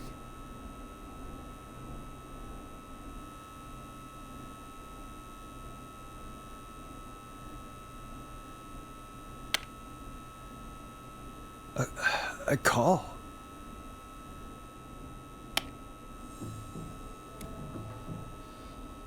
What do you want? Good to talk to you again, Forrest. You know, I've really enjoyed our chats tonight. I guess we've had some moments. My favorite was when Ricky ran you out of the rink. Ha! You sure did get me then, Forrest. Where's Peggy? Have some patience, Forrest. It's almost the end of the night. Almost the end of the show. But it's not over just yet. Got a little time still. So let's make the most of it. What do you mean? Make the most of it how? Well... Huh? I thought we'd end tonight's Whistling Man special with a special guest. The one who started it all. Let me take that out of your mouth and... You crazy bitch! Let me go! Welcome to the air, Mr. Teddy Gallows Jr. Wait. It's all gonna come out tonight, Teddy. Your daddy and his money saved you 20 years ago. But even if you crawled out of his coffin with all the money in the world... Wait, where the hell is Teddy? How are you talking to him if you're here with me? Because I'm not there with you, Forrest. I'm here with Teddy. And if he says where that is, well, he knows he'll get it. But I can see you. You're standing right in front of me. Oh, I get it. You're wondering who's there at the station with you. Forrest Nash, let me introduce you and all of Gallows Creek to my boy, Henry Barrow. Your son? You mean you... Wait, did he? Yes, Forrest. He and I had a son. So there were 2 whistling men tonight. Of course. That explains how you were always able to get around town so quickly. And that's how you escaped the secret archives in the newspaper office. Don't think I've forgotten about that, Forrest. Locking my sweet boy away like an animal. And Murphy, he was right, wasn't he? He did fight a man. He did. I taught my boy to never run away from a fight. Hang on. Did you say Barrow? Then are you... Let me just get this mask off. Damn uncomfortable thing. No wonder Mooney went crazy wearing this. There we go. Marie? Marie?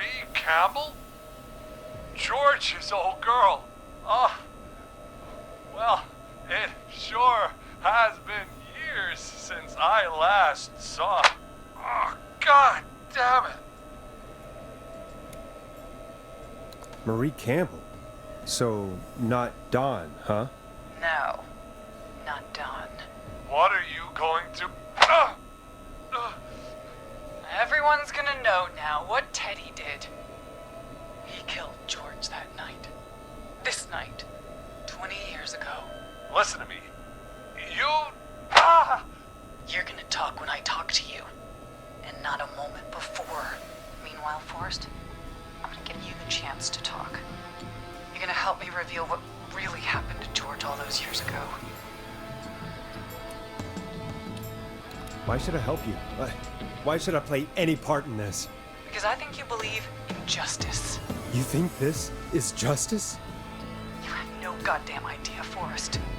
These people you've been trying to save, they were all in on it. They all knew George was murdered, but... Murdered? Listen,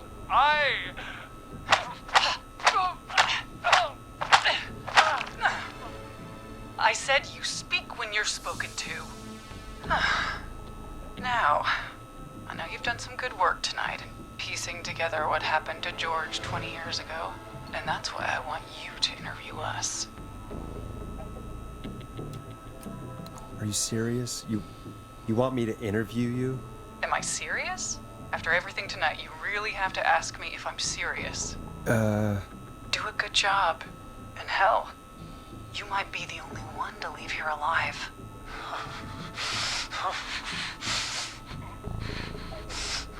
I need to drag this out.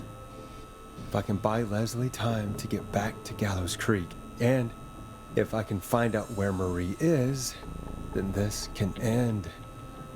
Teddy, we'll start with you. Just, talk me through what happened that night. How did it start?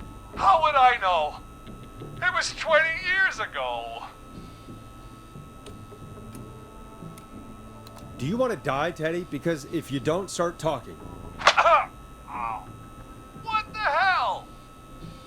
God damn it. Okay. Our first team party was coming up. And when I saw the date it was scheduled for, I had an idea for a way we could prank the new guys. What made that night special? That was the night Mooney went missing. We couldn't pass it up. I was just surprised no one had ever thought to do it before. Wait. You mean this was the first whistling night? Keep talking, Teddy. We went up near Whistling Point. God, who was there? Me, Jason, and George, of course. But George didn't come alone. He brought Marie. And Roller Ricky. He was there too, wasn't he? Yes, Ricky was there too. Runner Ricky, our wide receiver. I helped him off the bottle, you know. Because I'm a decent man. Is that so? Yes, it is. He came apart one day. Some people do. He had some issues. Wasn't stable. I didn't want him to hurt his chances in life. So, I helped him keep himself together. You were afraid he would talk about that night, weren't you? Keep talking. About midway through the night, we put the prank into action. We looked up at the trees and saw Jason there, bloody, like he'd just been stabbed. And the whistling man, screaming. George and I and Ricky, we got left behind. But Ricky was in on it too. I know he was. He and Teddy were as close as anybody. Teddy must have told him the plan. No, Marie, you're wrong. Ricky didn't know. What? Did you miss that part of the broadcast? I spoke to him earlier. He had no idea what was happening. He said he was as terrified as anybody. Isn't that right, Teddy? You didn't tell him, did you? Ricky never could keep his mouth shut. If If we told him, he would have given everything away. But well... It doesn't matter.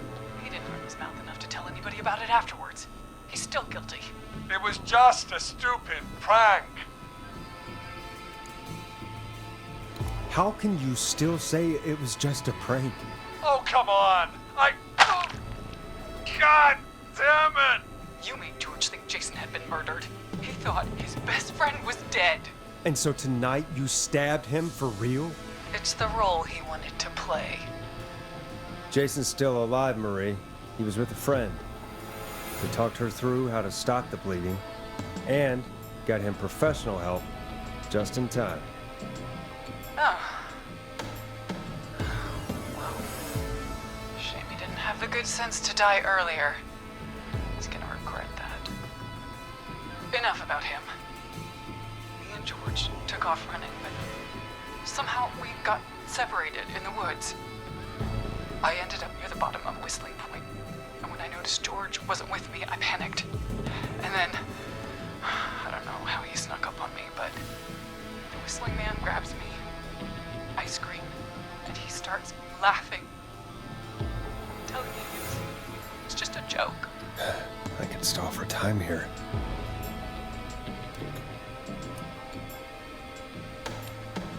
Who was it, Marie? Who was the Whistling Man? I suddenly recognized it was Chuck. Chuck Brody. It was the Whistling Man. Laughing away. But then he stops. And he's looking up at the top of Whistling Point. What was he looking at? Teddy, what happened next? Nothing. I mean, it was just... Teddy? George fell off Whistling Point. How do you know what happened? I saw it. You pushed him. You were up there. You were dressed as the Whistling Man too, and... I didn't push him, God damn it! I just chased him up there, and he kept backing up. When I saw he was about to go over, I reached out. That's what you saw. You liar. It's not my fault. He didn't know it was a joke. If he'd had any brains, he would have realized. Ugh. You bitch. No one's going to believe this. After all you did. If she's lying, why the cover-up? My future was at stake, Nash. You know what it's like. People like us are bred for bigger things. I'm going to be the mayor of this town, Maurice. And then governor. And then, who knows? What happened that night was tragic. It should never have happened. But it was a mistake. It was just a stupid joke gone wrong. So my father sent Clive out to clean it up. Why should a blip ruin my future? George was a blip? That's an evil thing to say, Teddy. That's the way it is. My father agreed with me. Sandra found him the next morning while out jazz running. She found him in the river, but she lied about that to protect Teddy. She said something about her rent going up, unless she... Teddy, did your father own Sandra Sharp's dance studio? It's Gallows Creek, not Sharp Creek. I'd answer the question if I were you, Teddy. Yes, okay. We own most of the town. That's it then. Your father was going to run her out of business, unless she lied and said she found him in the reservoir instead of the river. What my father did in his business dealings is nothing to do with me. The false reports. That's why you killed Sheriff Matthews, too, isn't it, Maria? Not just to get him out of the way, but... Everyone was in on it, Forrest. Even the coroner wrote a fake report. Said George was drinking. That he'd just got himself into trouble. And... I saw. I'm sorry. For all it's worth, Virginia didn't have much of a choice. She had a sick sister whose treatments she couldn't afford. She played along with the gallows to save her sister's life. And her own. Even still, she should have told the truth. I did my part. I tried everything I could think of. I even went to the newspaper, but no, that coward killed the story. We'll take care of Maurice Russell later. You've been through hell, Marie. I'm sorry. You've got no idea. It never should have started. He shouldn't have pushed my George off a cliff. He should have been punished. It's coming to a stop. At least for now. Here, where George and I first met, before he joined the football team, was right after he shot the winning throw. Wait a sec.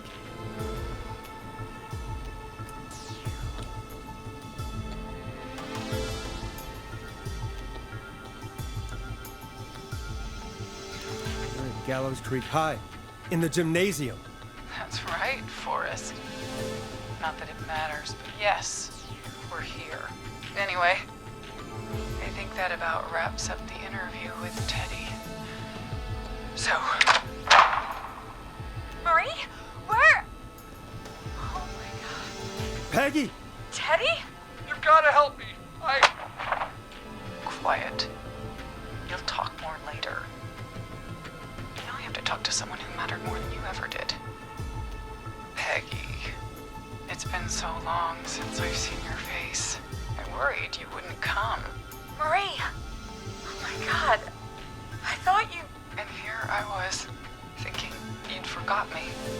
I'd never forget my own sister. Sister? Peggy, what's happening? Why are you even there? Want to explain, Peggy? Earlier, while you were speaking to Jason, I got a call. Do you remember? Well, it was from Dawn. She said that my sister Marie was there that night George died, and that I should come to the gym for a reunion. And when you walked in, you found out That my sister is the Whistling Man. Good to see you too, Peggy. Why didn't you tell me any of this? She said that it was my last chance to see my sister. I knew if I told you, you'd try to stop me or come with me when we need you on the radio, and I just... You should have said something. You should have told me. I know, okay? I should have. But I didn't imagine this situation then, so just... What happened to you, Marie? You just disappeared one day. Disappeared? I was thrown out, Peggy. I begged Mom and Dad to do something about what happened that night, but did they care? No. They told me to stay quiet. They only cared when they learned I'd been with George. And... Marie, I'm so sorry. I never knew. It's not your fault. Really, it's Mom and Dad I should be seeing right now. But since they're dead and gone, well... I'll have to settle for the next best thing.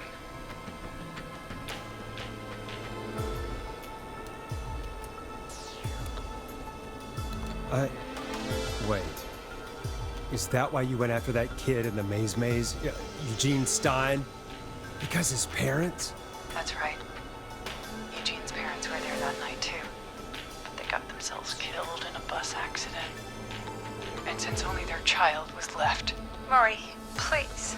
Mom and Dad are gone, Peggy. Besides, you forgot me. Just like the rest. You forgot. Is there any way I could prove Peggy didn't forget Marie?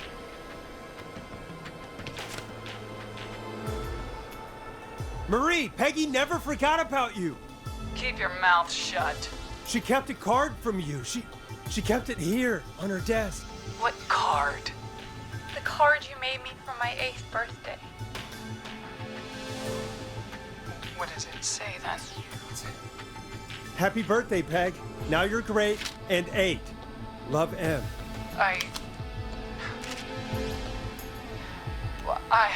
Henderson police! Freeze! No! Henry! Get out of there! Peggy! We have 2 wounded, and we're in pursuit of the suspect. Henderson police! Freeze! Forrest! Leslie, how's Peggy? She's been cut pretty bad, but we're here now. I'll be okay. God, Marie! Hey, Zara! I need you to look after Peggy. She needs help. Now, we got here just in the nick of time. Where's Marie? She bolted right as we got here. The police are right on her heels. It won't be long now. It's over, Forrest.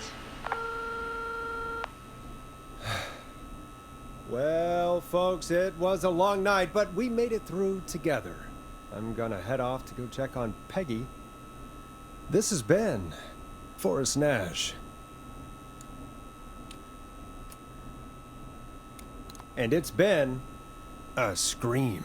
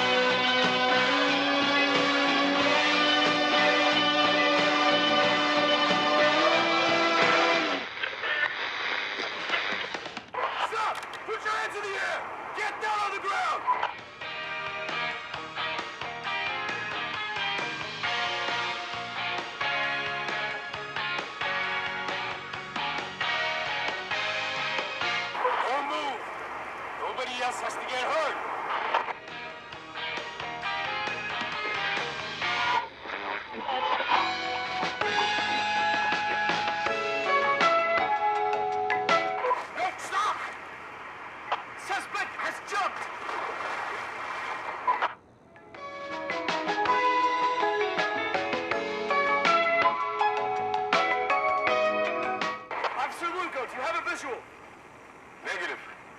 No sign of the suspect anywhere.